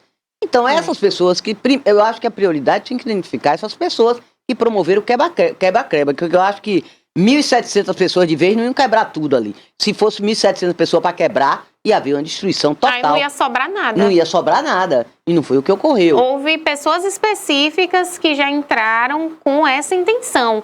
Eu acho que essas pessoas, sim, deveriam ser ouvidas, deveriam ter tido toda essa situação, né? Apreender para prestar depoimento. A gente não sabe os critérios, né, Carol, que estão sendo feitos. O critério... Para estar ouvindo essas pessoas e liberando aos poucos. Mas está muito demorado. Liberaram a parte de idosos, de crianças, de gestantes, mas ainda tem muita gente ainda que está precisando de atenção e de assistência de saúde lá dentro. E está difícil, porque as condições são precárias. Em verdade, o que a gente pode ver aí, acompanhando nas entrevistas, vídeos, pessoas de bem protegendo o patrimônio público, né? Nós tivemos pessoas lá resguardando quadros, resguardando objetos, né? Prendendo pessoas que estavam no grupo causando vandalismo, e essas pessoas estão lá detidas também. Então, assim, o que não está tendo uma definição, está tendo uma generalização, e o direito penal não permite esse tipo de situação, de forma alguma. Nenhum indivíduo deve ser preso se não tenha praticado crime em flagrante. A gente gritava, né? Infiltrado não faz parte do grupo. Eu acho que a ideia, eu não sei lá, eu acho que eles iam entrar para acampar lá, para ficar nesses locais, e não para depredar. Mas teve esse grupo que foi lá com outras intenções, e que a gente não sabe, né? Que até que ponto também o governo está absorvendo isso e está se utilizando disso, né? E qual a responsabilidade, né, de Anderson Torres nesse caso? Porque ele foi nomeado, o então secretário de Segurança, no dia 2, e logo em seguida estava de férias, né, nos Estados Unidos. Realmente, parece que a segurança estava abandonada. É algo assim que vai trazer, lógico, aquelas suspeitas, né, de que se sabiam, se não sabiam.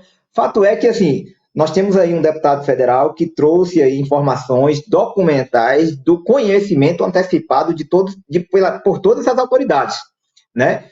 Nós não estamos no mérito de que se é verdade, se não é, mas o fato está lá, está público, está para todos, né? O deputado trouxe ali evidências de que tanto o atual presidente, quanto o ministro, contra os ministros do Supremo, governadores, enfim, era algo que era efetivamente de conhecimento de que já havia presunção de que iria ocorrer tal vandalismo.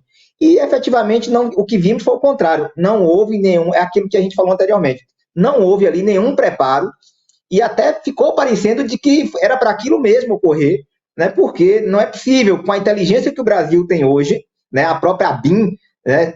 Há comentários aí de que a própria BIM também já tinha informações, porque a BIM, a inteligência nacional, é uma instituição assim de um calibre inexplicável, as informações, as investigações que é feita pela BIM. E há conversas aí de que já havia conhecimento, e não duvido, porque é uma inteligência, né? É uma inteligência, e hoje com a mídia, com as informações voltadas ao WhatsApp, grupos, é muito fácil chegar a esse tipo de informação. Não seria o Estado que não teria, né, alegar desconhecimento de algo desse tipo, de forma antecipada, é quase que uma situação impossível. A inteligência mostrou que nós somos péssimos em inteligência. Tinha que chamar o FBI para resolver. Ou a CIA, qualquer coisa. Porque foi mal. Não, nós ficamos mal na fita lá fora. Eu já disse aqui, eu tenho amigos que moram lá fora, diz que a gente tá servindo de chacota lá, nego dando risada. Como é que quer dizer, invadir o Capitólio, você imagina.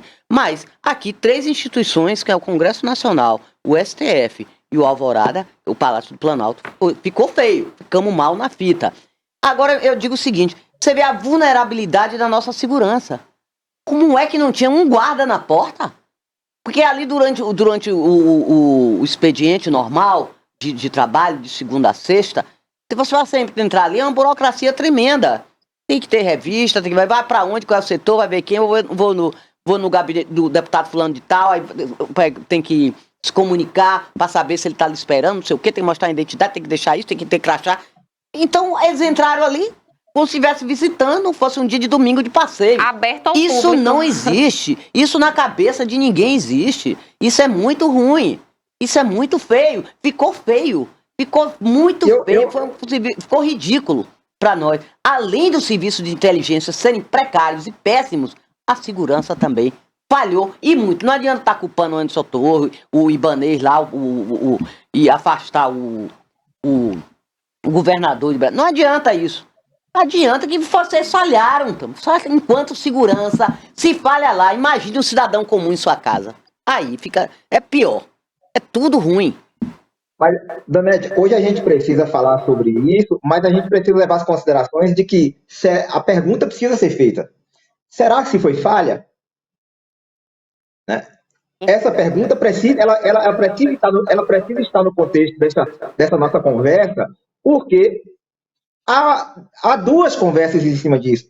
A falha, que pode ter ocorrido, o que eu duvido muito, eu estive em Brasília a visita, a passeio, e eu, até mesmo na condição de advogado, eu não consegui me aproximar sequer daquela estátua aquela estátua do Supremo Tribunal Federal para tirar uma foto. A segurança, 6 seguranças se aproximaram de vez, com a praça lotada. Então, dentro desse contexto aí, é preciso verificar e colocar essa incógnita aí, se é que existiu falha ou era algo premeditado a acontecer. A gente não pode sair dessas duas linhas. Ou que já sabiam o que ia acontecer, deixaram correr, né? Porque é conveniente. Para a situação em que nós vivemos hoje, uma situação é conveniente. Interessava a quem? A quem interessava isso? A quem? Precisamos questionar isso, né? A gente não pode levar aqui, a gente tem isento, né, a nossa questão política, nós somos adultos e temos nossas convicções. Né? O que cabe a nós nesse momento é exatamente dosar os 2 lados, porque hoje existe 2 lados. É incontestável de que se tem 2 lados hoje no Brasil. Então, o Brasil está dividido. Pergunta está dividido. Isso está claro aí nas decisões das políticas aí. Né? Então, foi falha ou foi conveniente? Para quem? E aí quem? Né, vai abrir. Para quem? Para quem?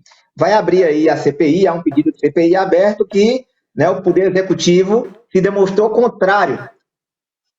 Por quê? Né? Não é interessante saber a quem serviu essa manifestação, a quem serviu essa quebradeira?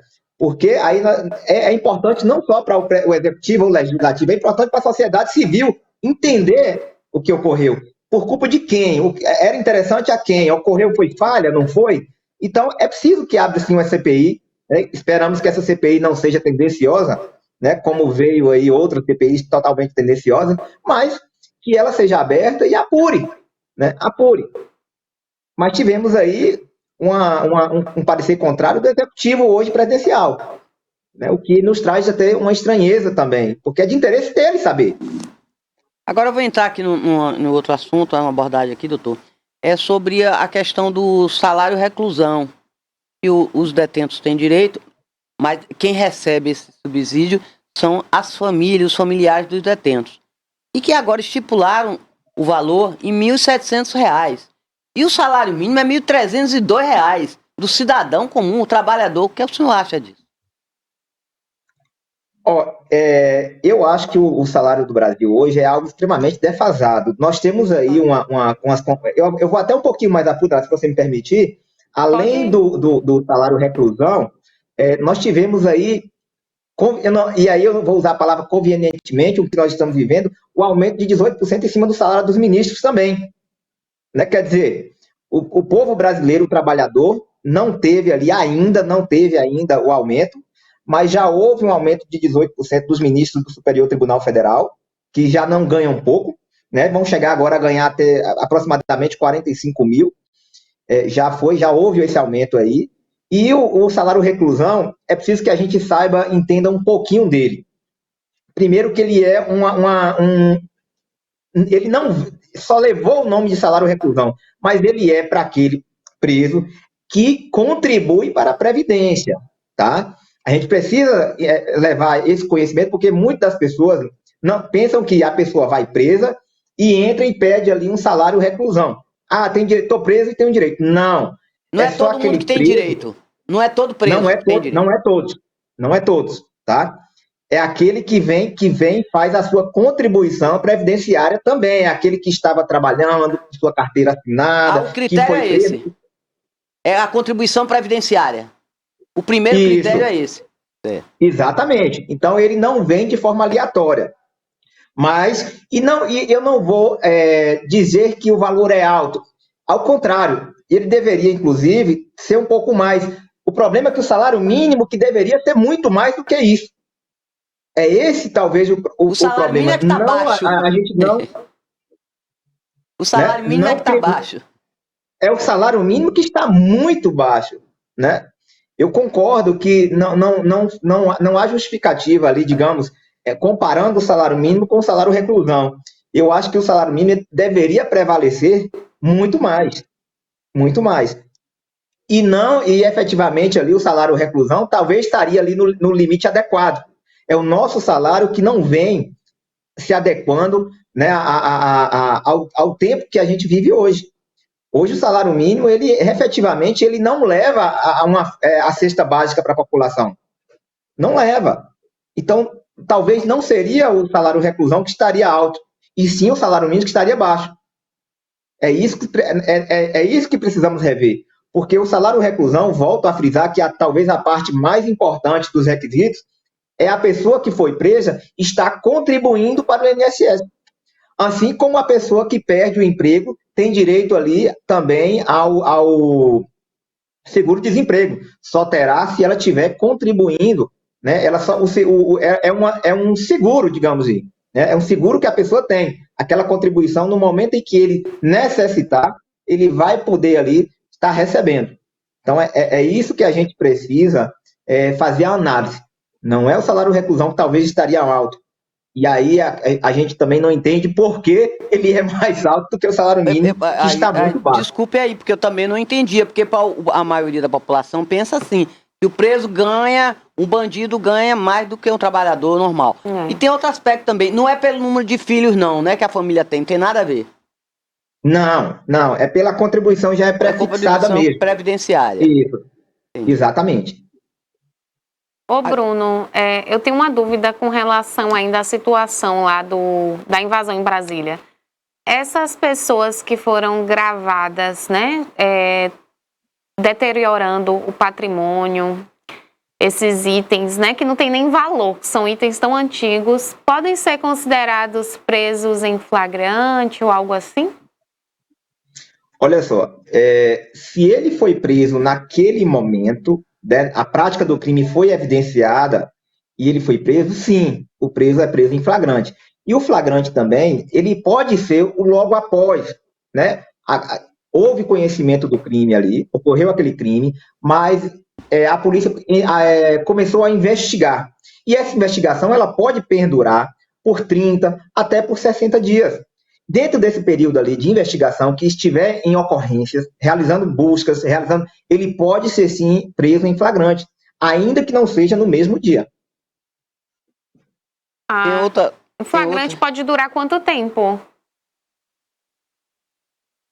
Enquanto perdurar os atos de investigação que estiver ali efetivamente, por exemplo, eu vou dar um exemplo simples. Nós tivemos aqui, em Vitória da Conquista, um caso muito polêmico de um pastor que praticou um crime contra uma de suas fiéis ali, tá? Isso foi muito reconhecido em jornais de nível nacional.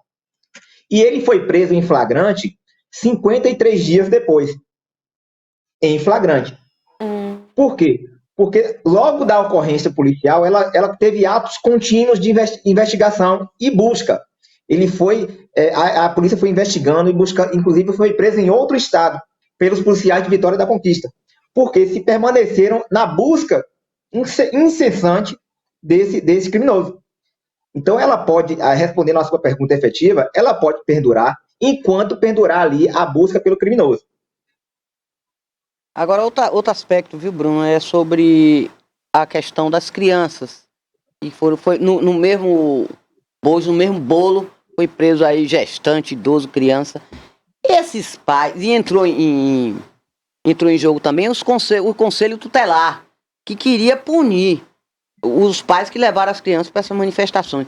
Qual é a responsabilidade dos pais ou a irresponsabilidade? E qual seria a punição? Que disseram ainda em casos, exageraram, disseram que os pais podiam até perder a tutela dos filhos. Eu achei isso um absurdo dos absurdos.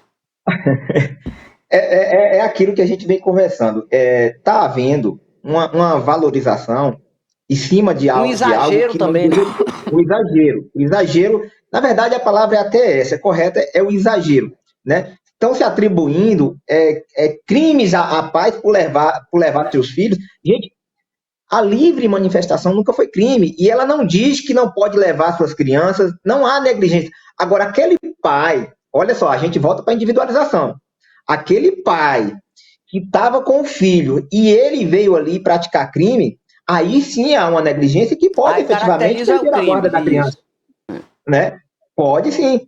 O problema é aquela generalização. Eu acredito muito que os pais que estavam com seus filhos, de forma alguma, foram ali, primeiro, já predispostos a praticar algum crime, e segundo, que esses pais esses idosos tenham efetivamente praticado algum crime.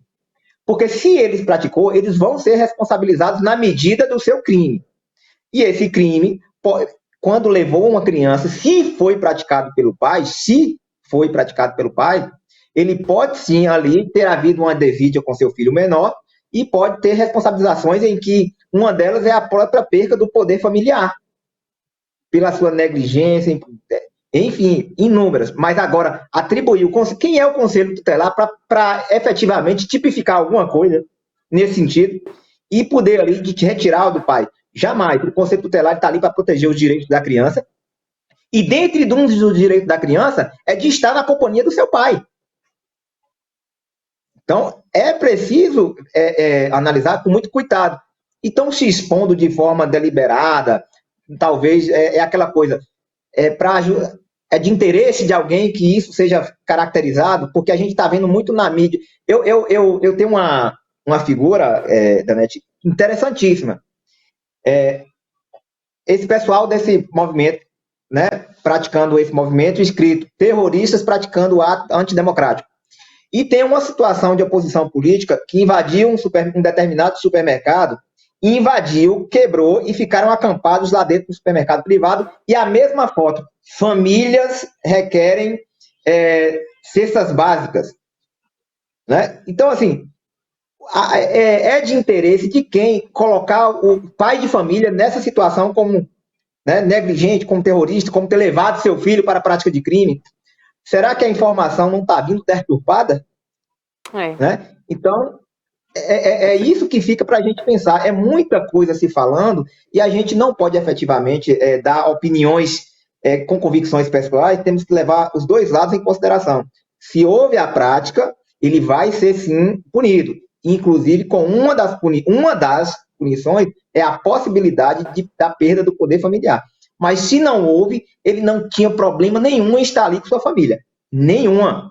Ao contrário, Exatamente, é um porque... direito, inclusive, da criança. Exatamente. Veja bem, Bruno. Se o pai leva um filho a um estádio de futebol, uma multidão expressiva, aí tem um quebra-quebra lá, o pai é responsável? Eu quero que me respondam também assim. Né?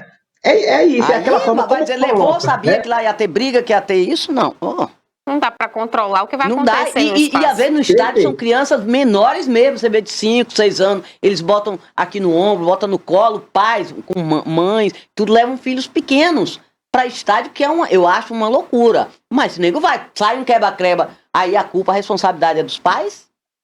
Exatamente. Vamos Perfeito. comparar aí A também. sua colocação e o seu exemplo, Tanete, foi perfeito. É a mesma situação. A mesma situação. Quer dizer, a mesma Né? situação cai o entretenimento e lá foi uma manifestação, né? A gente pode até achar. Exato. Mas de qualquer Exato. forma, Mas tem criança no meio. Tem criança no meio. tem criança no meio e houve ali, né? É aquilo que eu lhe falei. Se a pessoa sai predisposta a praticar um crime e leva seu filho, nós temos uma situação. Se ela foi para lá, né? Até então, eu acredito que a grande maioria tenha sido, como ocorreu por 3 vezes contra 3 presidentes diferentes, né?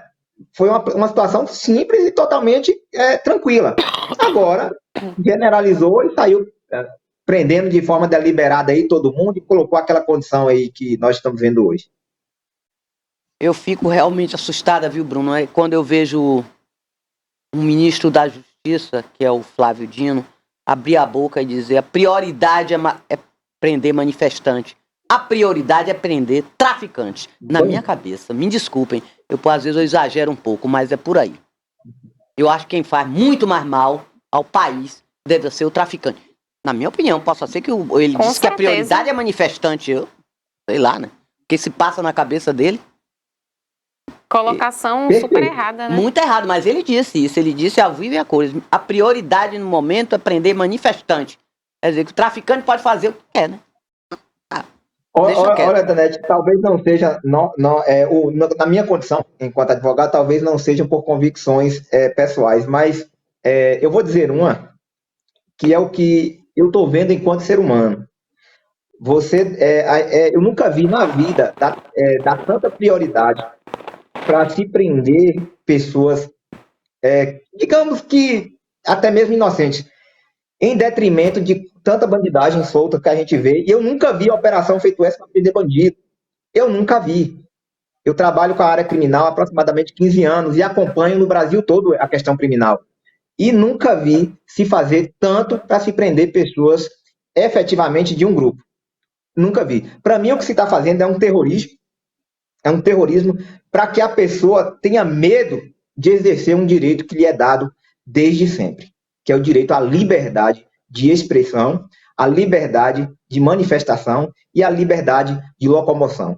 Está se tacando um terror para que as pessoas tenham a prisão interna e não façam mais. O que não pode ser de forma alguma aceito por ninguém. Por ninguém. Porque, como você falou aí, caracterizou que é ato antidemocrático, não é. Porque antigamente não, há um tempo recente, passado recente aqui, as pessoas gritavam, fora Bolsonaro, chegava em show, gritava, levava cartaz. E se eu chegar em um determinado local com a placa, fora Lula, é o quê? É considerado um ato antidemocrático? Eu corro o risco de ser presa, Bruno? Diante da situação de hoje, é possível. É capaz, né? Diante da situação de hoje, não tenha dúvidas. Pode ser caracterizado como se fosse um motim, É um né? ato Como se ela estivesse democrático. insinuando a população em geral que estiver Um ali ato naquele determinado antidemocrático, local, né? Gerar algum tipo Olha, de violência. no ato antidemocrático, uma coisa que a gente precisa entender é que um dos requisitos dele, para que seja caracterizado um antidemocrático, é que as pessoas, né, de forma violenta, lutem contra o governo eleito E de forma ofensiva, né? legitimamente. E de forma ofensiva. Um governo eleito legitimamente. Eu ainda ouso dizer que nós estamos discutindo se foi eleito legitimamente ou não. E não É uma pode das maiores questionar, não? discussões do Não pode Brasil. questionar, não? Não pode questionar, não? Por que Né? não? A ideia é que se você fizer isso aí, essa pergunta, colocar aí no seu WhatsApp, no seu Instagram, vai ser bloqueado. Verdade, vai ser banida. Aí chega o nosso ponto, nós jornalistas, enquanto jornalistas, a liberdade de expressão. Censura na imprensa. Falhou. E tá um risco muito grande. A gente tem que ter muito cuidado com as palavras, né? Tem que ter. Eu vi, assim, até eu vi uma mensagem essa semana dizendo assim, olha, que nós estamos vivendo um mês muito difícil. E eu vou dizer para você, Carol, não tá não. O mês que vem ainda tá para chegar, viu? Cada dia que passa só piora. Que não tá pior, não. O pior ainda vai chegar. Está por vir. O pior está por vir. Ô, Bruno, nesse grupo de pessoas que foram presas, se algumas dessas pessoas apreendidas forem acusadas de algo que elas não fizeram, tipo pegar de bolo, como é que essa pessoa faz para se defender? Como é que deve proceder diante de uma acusação? Carol, a regra é a de sempre, né? O direito à ampla defesa. Primeiro, quem tem que provar é quem acusa. Embora, né, como militante da área, o que eu vejo muito hoje aqui, Carol, é que a pessoa que é acusada é que tem que provar que não fez. Efetivamente, hoje que a gente vive é isso. Mas dentro da lei, né, o que seria a regra é quem acusa tem que provar. E se não provar, né, não seria o caso de condenação. Mas essa pessoa ela precisa passar pelo devido processo legal de acusação, né? E aí ela vai ter o direito de ampla defesa, vai estar lá com seu advogado devidamente constituído, ou então com seu defensor público, se não tiver condições, vai ser nomeado um defensor para ela, e ali dentro desse processo vai haver ali aquela discussão de que se houve ou se não houve crime. O direito à defesa, Carol, ela vai ter. Eu acho que ainda, por mais incrível, por mais aberrações que nós já estamos aí, eu acho que essa ainda não chegou não, tá? Ainda vai ter, ainda que simbólico, vai ter o direito à ampla defesa, sim. Entendi. Sabe um caso que eu vi aqui que foi bastante comentado, Toné? Você deve ter visto, né? Todo mundo viu. Foi o caso daquela Suzane, né? Que foi... Von Richthofen. Exatamente. Que matou os pais. E ela agora tá respondendo em liberdade. Ela saiu. No Dia das Mães ela saiu. Imagina, matou a mãe, saiu em liberdade. Dia das Mães, para o período do Dia das Mães. É uma coisa que eu nunca entendi direito, essas saidinhas, né? Tem saidinha Mas de agora Natal. ela tá em regime semiaberto já. Como essa mulher conseguiu, gente, ficar em regime semiaberto, doutor? É bom a gente deixar isso também em evidência, porque o nosso direito penal hoje, ele permite que a pessoa seja condenada a 30 anos, mas que só cumpra efetivamente um período, seja um terço, um sexto, 2 terços, né? Então, no caso dela, salvo engano, ela cumpriu 2 terços da pena, né, que foi estabelecida a ela. Então, ela alcançou aquele direito de cumprir, de regredir o regime fechado para o semiaberto. O semiaberto, hoje, ele nos dá a condição de que a pessoa possa trabalhar durante o dia e durma à noite num estabelecimento prisional. Ou, com a tornozeleira, ela pode, né, trabalhar durante o dia e ir para casa durante a noite. Isso aí é feito um monitoramento, e eu até posso lhe dizer que o monitoramento ele é efetivo. Inclusive, estive agora há pouco numa instituição para verificar isso, e realmente ele lhe dá a localização de dia, de hora, no momento em que no local em que você está. E se você não estiver no local, por exemplo, na casa, no horário que você tem que ficar à noite, o monitoramento também verifica a situação, podendo, então, perder o direito que você adquiriu ali e voltar para o regime fechado. A Suzane, no caso, vai ficar com a tornozeleira? Se ela adquiriu a progressão de regime para o semiaberto e for trabalhar durante o dia, provavelmente sim. Entendi. Tem casos também que a pessoa só pode ficar na rua até um período de 10 horas, né? De 5... Não, tem casos não. Todo caso de progressão de regime, ele não efetivamente está solto.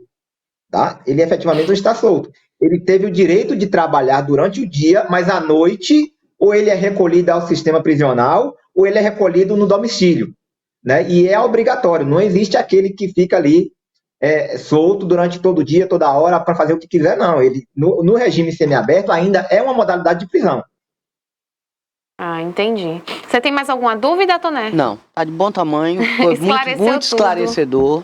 Muito esclarecedor as respostas, os questionamentos que nós fizemos aqui. E é bom também para o público ficar sabendo o que é ato antidemocrático, o que é terrorismo, o que é vandalismo, o que é conselho tutelar, essa história das crianças, auxílio, tudo reclusão, isso. Né? Foi uma dúvida. Quais são os seus direitos e quais são os seus deveres, tudo pertinente. Muito obrigada, viu, Bruno? Obrigada, Bruno, por mais uma vez Por estar aqui nada. contribuindo conhecimento com a gente. Obrigado a vocês, obrigado sempre pelo convite. Me sinto muito feliz pelo convite sempre que vocês estão aí precisando desse auxílio. Um abraço a todos Obrigada. e um feliz aniversário para a TV também. É verdade. Esse aí foi Bruno Sondreni, doutor Bruno, lá diretamente de Vitória da Conquista, que sempre participa aqui conosco, né? Ele, inclusive, Toné, é especialista em várias áreas, viu? A gente já falou com ele sobre o direito condominial, ele também fala de direito do consumidor. Isso. Agora a gente falou sobre direito criminal, então é um advogado aí que tem áreas vastas para falar. Ô, Tonei, você tem mais o que aí de PQP? Eu vi que você colocou no blog ontem, antes de falar de PQP, eu vi que você colocou no blog ontem que tá tendo aí as inscrições para as aulas de natação, é isso? Aqui natação na Vila Olímpica? E hidroginástica. Interessante. No turno matutino e vespertino. Já tem mais 500 pessoas inscritas e eles abririam até a partir dessa quarta-feira mais vagas para que as pessoas possam se matricular. Muito interessante, ficou muito tempo parado e agora voltou. Parabéns aí o pessoal da Vila Olímpica. Agora eu quero que você me dê um espaço aqui para mim falar da morte do empresário Edmar Margoto, que é ex-provedor da Santa Casa. Sim. Foi um negócio, pegou a gente de surpresa, pegou. Ele teve alguns problemas, mas contornou, teve em São Paulo internado, melhorou, voltou. Aí agora voltou para fazer um exame de rotina, foi em Vitória. Ele é natural de lá de Colatina, ele é capixaba, mas mora aqui há muitos anos, tanto que pediu para ser sepultado aqui em Itabuna. Então, chegou lá em Vitória, no hospital, no exame de rotina foi detectado um problema no coração. Então, as artérias estavam um pouco obstruídas. Então, que precisavam fazer um cateterismo. Só que quando foram fazer os novos exames, viram que a situação era mais complicada, mais difícil. Então, precisava de uma cirurgia. Então, foi levado ao procedimento cirúrgico e aí teve complicações pós-cirúrgicas, não resistiu e morreu. Deixou uma comoção muito grande. Ele era uma pessoa, ele era empresário. Ele chegou aqui muito cedo.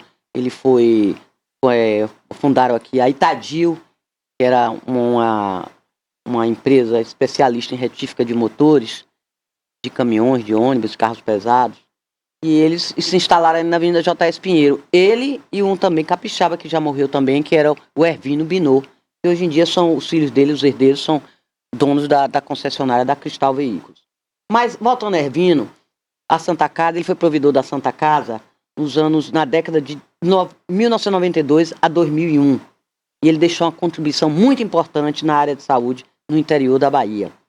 Ele deixou 2 filhos, né? Deixou 2 filhos também. Deixou 2 filhos. Um é médico, que é a Estefânia, que é pneumologista, e o Júnior, Edmar Margoto Júnior, que é advogado. E dentre os feitos realizados nas gestões de Edmar, segundo a Santa Casa divulgou ontem essa nota, estão a implantação do serviço de assistência integral à saúde da mulher e da criança, a criação do projeto Mãe Acompanhante no Hospital Manuel Novaes, e ele também inaugurou a unidade mista Ailton de Melo Messias, que é no anexo do Calixto Midos Filho. Ele também foi responsável pela aquisição de diversos equipamentos, implantação de vários serviços nas unidades hospitalares. Essa unidade mista hoje abriga unidades como banco de sangue, laboratório de análises clínicas, auditório, administração, pronto atendimento, unidade de quimioterapia e hemodiálise, dentre tantos outros importantes serviços. Ele chegou aqui muito jovem, aqui em Itabuna, e sobressaiu, casou com uma também médica, que ela é patologista, a doutora Messia Margoto. Ele era muito amigo do ex-prefeito Fernando Gomes, que inclusive lhe convidou para ingressar na política e ele não quis. Ele disse que convidou ele inclusive para ser candidato a prefeito. E ele recusou. O negócio dele era agronegócio, ele tinha pecuarista, né? Pecuarista e era também produtor de café, tinha fazendas de café.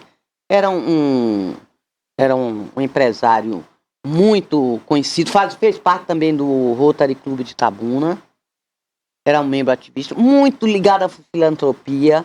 Eu soube hoje de manhã que ele, inclusive, o órgão da catedral, quando teve a reforma, 80% dos recursos foram doados por ele. É uma pessoa que realmente era meu amigo também.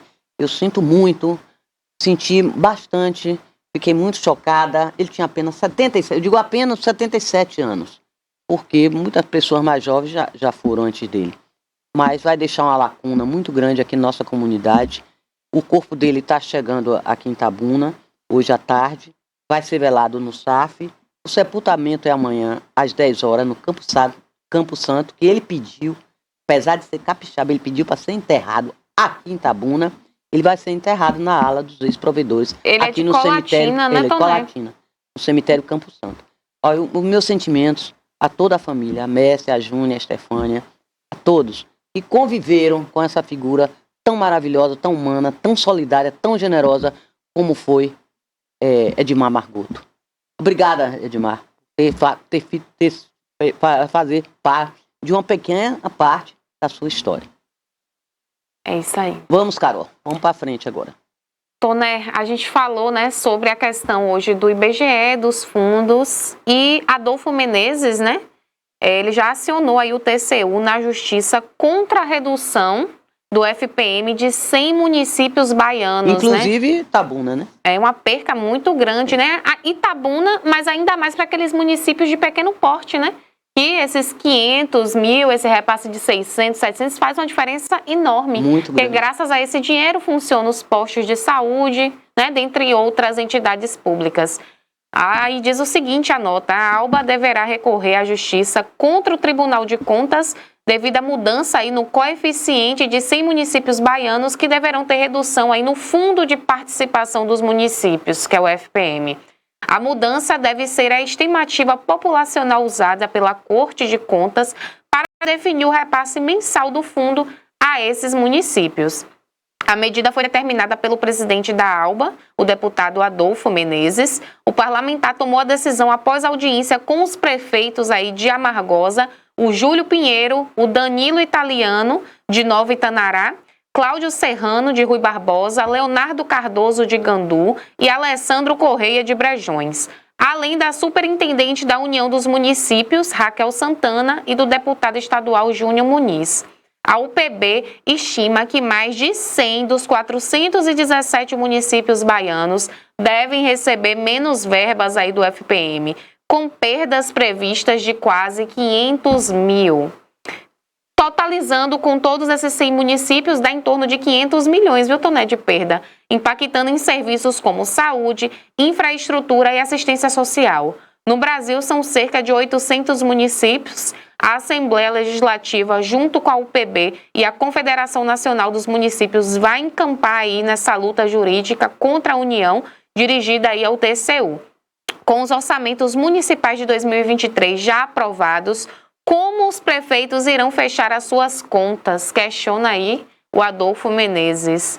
O prefeito Júlio Pinheiro de Amargosa diz estar fazendo malabarismo financeiro para tentar cobrir a perda de 4 milhões do FPM. O TCU e o IBGE utilizaram-se desses dados inacabados do censo de 2022, afetando o planejamento dos nossos municípios e quebrando o município da anualidade.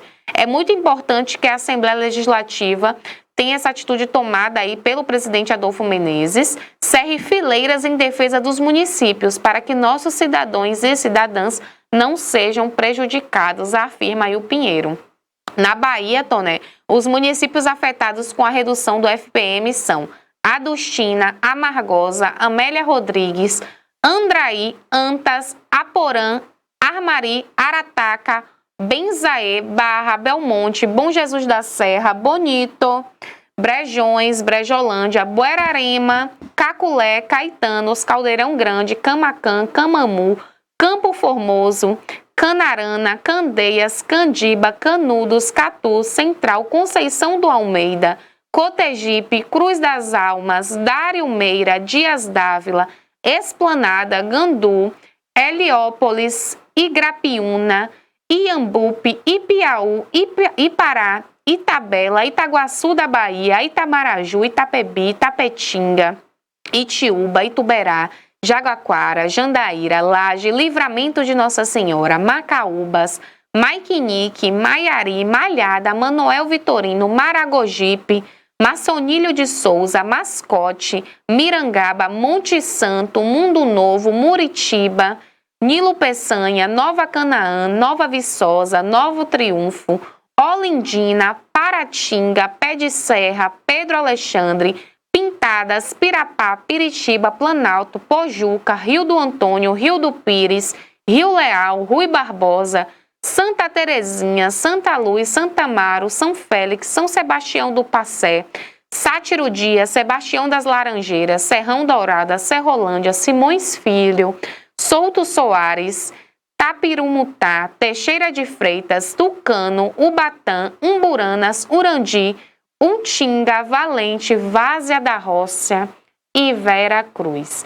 São aí os municípios São afetados. 100 municípios, 100 municípios, totalizando a perda de 500 milhões. É muito dinheiro. E esse, eu digo assim, né, fala assim, municípios menores, não importa. Mas que vão perder, vai perder, isso fica difícil. Para como é que vai conseguir manter uma administração, fazer alguma coisa pela sua cidade, pelo seu município, sem esse dinheiro? Isso eu acho uma loucura isso do IBGE, divulgar esses números. Foi uma coisa, além do mais, foi de uma responsabilidade muito grande, que divulgar os números antes da conclusão do censo. Então, só tinha 40% apurado. Reduziram então, os 60%. Aí foi muito erro. Olha, eu tenho um registro a fazer aqui hoje, que é o Hospital de Beira Rio, que antes era conhecido como Hospital de Olhos, está completando 27 anos de existência. É uma referência em oftalmologia no sul da Bahia, e teve uma iniciativa de 27 anos atrás, dos médicos Vandique Rosa, Ronaldo Neto, Carlos Hernani e Vávio Andrade, que vem ser pai do Rafael Andrade, que é o coordenador da ONG, né, e o coordenador no mutirão de diabetes. Isso é muito importante a gente falar isso. Ele é o presidente, né, da ONG. Exatamente.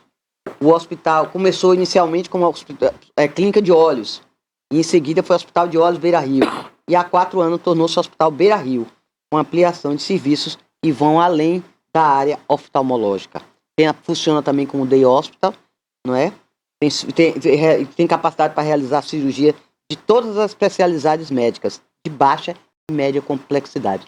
De parabéns aí os funcionários e a equipe médica toda e clínica do Hospital Beira Rio. O antigo Hospital de Olhos, queridíssimos amigos Carlos Hernani, Ronaldo Neto, que inclusive é meu médico, Rafael, Vável e Vandique. Parabéns a vocês pela iniciativa e que deu certo. É isso aí.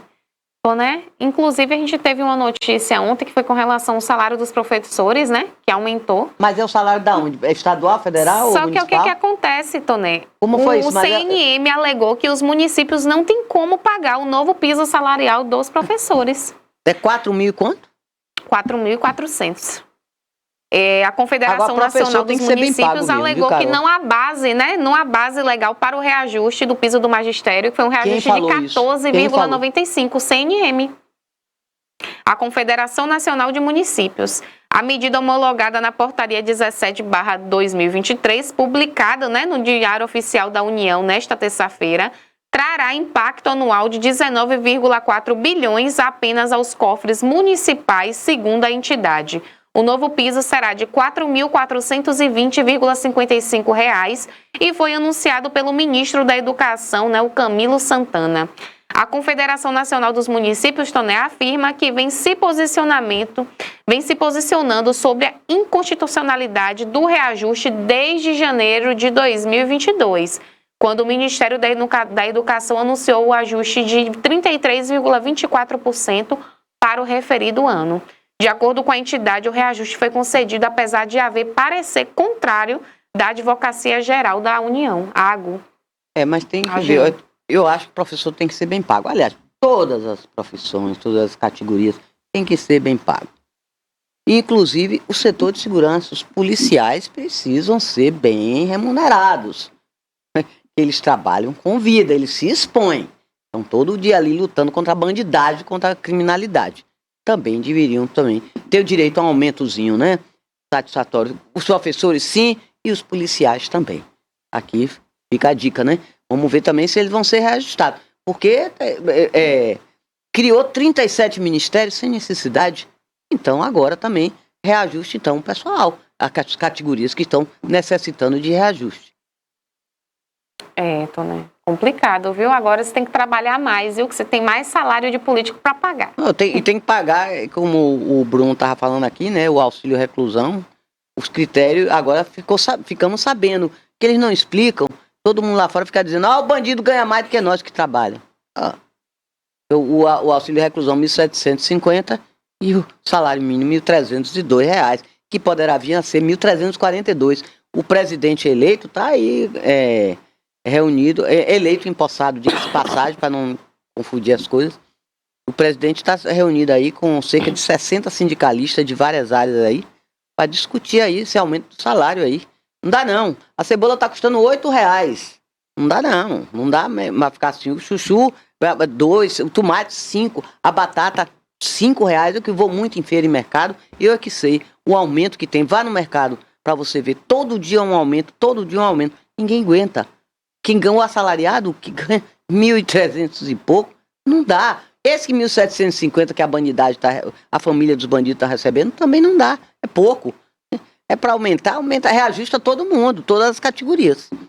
Isso é a minha ideia, a minha sugestão. Olha que não seja isso configurado como um ato antidemocrático, né? É verdade, Toné. Realmente é uma situação complicada. A gente vai no mercado, a gente toma um susto, né? O que era R$100 antigamente, né? R$100 antes você enchia o carne nem pensava você pode levar, não pode. A picanha, que o seu presidente falou, o nosso presidente aí falou que a picanha, todo mundo ia comer picanha. Ontem tava um meme circulando aí, que a picanha que ele falou é de soja, de carne de soja, não é a picanha mesmo. Que muitos nunca nem provaram, coitados, que é muito caro, R$70, R$80 o quilo de uma picanha. Não precisa uma picanha não, mas uma carnezinha mesmo de segunda. Uma carne de segunda, carne com osso, um chupa-molho. E hoje está custando muito caro, R$30, R$32, R$35 o quilo. Não dá para comer carne, não dá. Isso era preço de quê? Contra filé, né? Exatamente. Tá caro, tá muito caro. Agora não tem nada, eu acho que não tem nada barato, a gente é que tá pobre, viu? O salário defasado, como o advogado Dr. Bruno falou, né? Realmente o salário aqui do brasileiro é muito defasado. Você trabalha para pagar.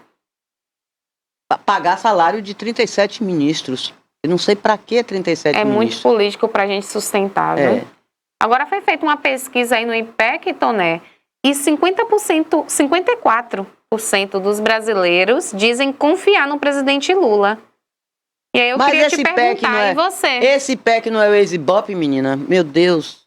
E você, Toné, responderia o que nessa pesquisa? E o quê? Avaliação? Sim, porque aqui diz o seguinte, ó. Pesquisa realizada pelo IPEC aponta que 54% dos brasileiros confiam no Lula, cerca de 41% dos entrevistados declararam não confiar e 4% parece não querer opinar. O Instituto entrevistou 2.000 pessoas acima de 16 anos em 128 municípios brasileiros entre o dia 6 e 10 de janeiro. A margem de erro é de 2 pontos percentuais para mais ou para menos. Região Nordeste, 77%, né, confia em Lula. Ensino fundamental, 65%. Pessoas com 60 anos ou mais, 63%. Renda familiar de até um salário mínimo, 62%. Católicos, 61%. Agora, os que não confiam, o IPEC destacou. Evangélicos, 55%. Renda familiar superior a 5 salários mínimos, 53%. Região Sudeste, Sul, né, 53%. Ensino médio superior, 49%. Você vê que esses índices mais altos realmente é Sul-Sudeste, não é? E a gente pode até lembrar aí que são realmente os eleitores do ex-presidente Bolsonaro, né? Vamos se concentrar mais nessa área. Que o Lula teve mais votos realmente na região Nordeste. Você vê que formação superior o pessoal não confia. E também os idosos. Os idosos, os aposentados, que tá na categoria, os aposentados não confiam. Olha, cara, eu acho, tá certo, que é muito cedo. Mas muito cedo ainda tá batendo muita cabeça, ainda estão... É porque já teve a experiência, né? Sim, é isso que eu digo. Não era para bater cabeça, porque muitos que estão ali já vêm de outras gestões de Lula, como Mercadante, companhia, o Haddad. Então já conhecem como é que funciona. Então ainda estão batendo cabeça, ainda estão errando. Eu sei que está tentando acertar, mas estão errando ainda, muitos equívocos. Tanto que no início, logo a bolsa caiu, o dólar disparou. Isso foi ruim para o Brasil. E também continua também o Brasil deixando a desejar. O índio Tchererê continua preso e tem um pastor evangélico que está preso, continua preso. Eu digo, cadê aí os direitos humanos? Cadê esse pessoal das ONGs? Porque se fosse o contrário, fosse no outro governo, no governo anterior, o nego já estava nas portas, já estava acionando os organismos internacionais. Soltem um índio, o índio está lá preso. E é um cacique. Cadê o pessoal? Ninguém mais pode fazer nada. Continua preso. O Tererê continua preso e o pastor também continua preso. É um peso e duas medidas. Está preocupado em prender manifestantes, eu sempre digo. A prioridade é manifestante, não é traficante. Então, traficante deixa rolar. Fazer o quê? Com certeza. Estamos vivendo outro mundo, Carol. Vamos para frente, né? Os que tem pouco tempo, vamos ver. Vamos ver os 100 dias, né? Como eles dão sempre, né? Início de gestão, de novo governo. 100 dias, vamos aguardar os 100 dias. Espero que venham coisas positivas, né? A gente torce aí para que realmente seja bom, porque se for bom, vai ser bom para todos os brasileiros. E seja bom para o trabalhador, para aquela classe, né, menos favorecida. Porque que é o que foi pregado em campanha, né? Exatamente. Esse que precisa ter mais atenção em assistência social. Mas eu digo, mas o dinheiro já vai porque tem que pagar muito ministro. Ah, não, mas esse ministério vai ser com o pessoal, pouca gente. Não pode funcionar. Como é que pode o ministério, que é ministério? Se é ministério, tem que funcionar com todos os cargos. Exato. Ele não pode funcionar com 5 pessoas. Ele tem que funcionar com 50. Tem assessor disso, assessor daquilo outro. Tem que funcionar assim, completo. Então, lá vai dinheiro. Aí, a primeira coisa que eles fizeram foi, o Congresso fez agora, foi reajustar o salário dos ministros supremos. 46 mil reais. Gente, isso é uma estupidez. E a gente lutando para aumentar o salário mínimo para 1.342. Que um ministro que vai lá 2 vezes na semana, quando vai, 46 mil reais, um tapa na cara da sociedade. Uma piada mesmo. É uma piada. Isso é horrível, Carol. Como é que pode? Isso é um absurdo dos absurdos. A gente vive num país surreal. Com certeza. Mas é isso aí, então, né? Nosso horário está chegando ao final. Eu quero agradecer a todos o carinho da audiência e por estarem aqui conosco, acompanhando o programa e participando com a gente. Feliz aniversário para a TVI, né, Toné? Para o prefeito. Que venha muitos anos. E feliz aniversário para Augustinho, aí, o prefeito de Itabuna, que hoje está comemorando também mais um ano de vida. Que Deus dê muita sabedoria aí para fazer o melhor pela nossa cidade, pelo nosso povo Grapiúna. Eu tenho que lembrar a todos que comungaram, conviveram, que lembram do ex-provedor da Santa Casa de Mamargoto. O corpo dele já está chegando aí. É amanhã, né? Tá chegando aí. O corpo vai ser velado no SAF e o sepultamento é amanhã às 10 horas. Um bom dia a todos e até a próxima.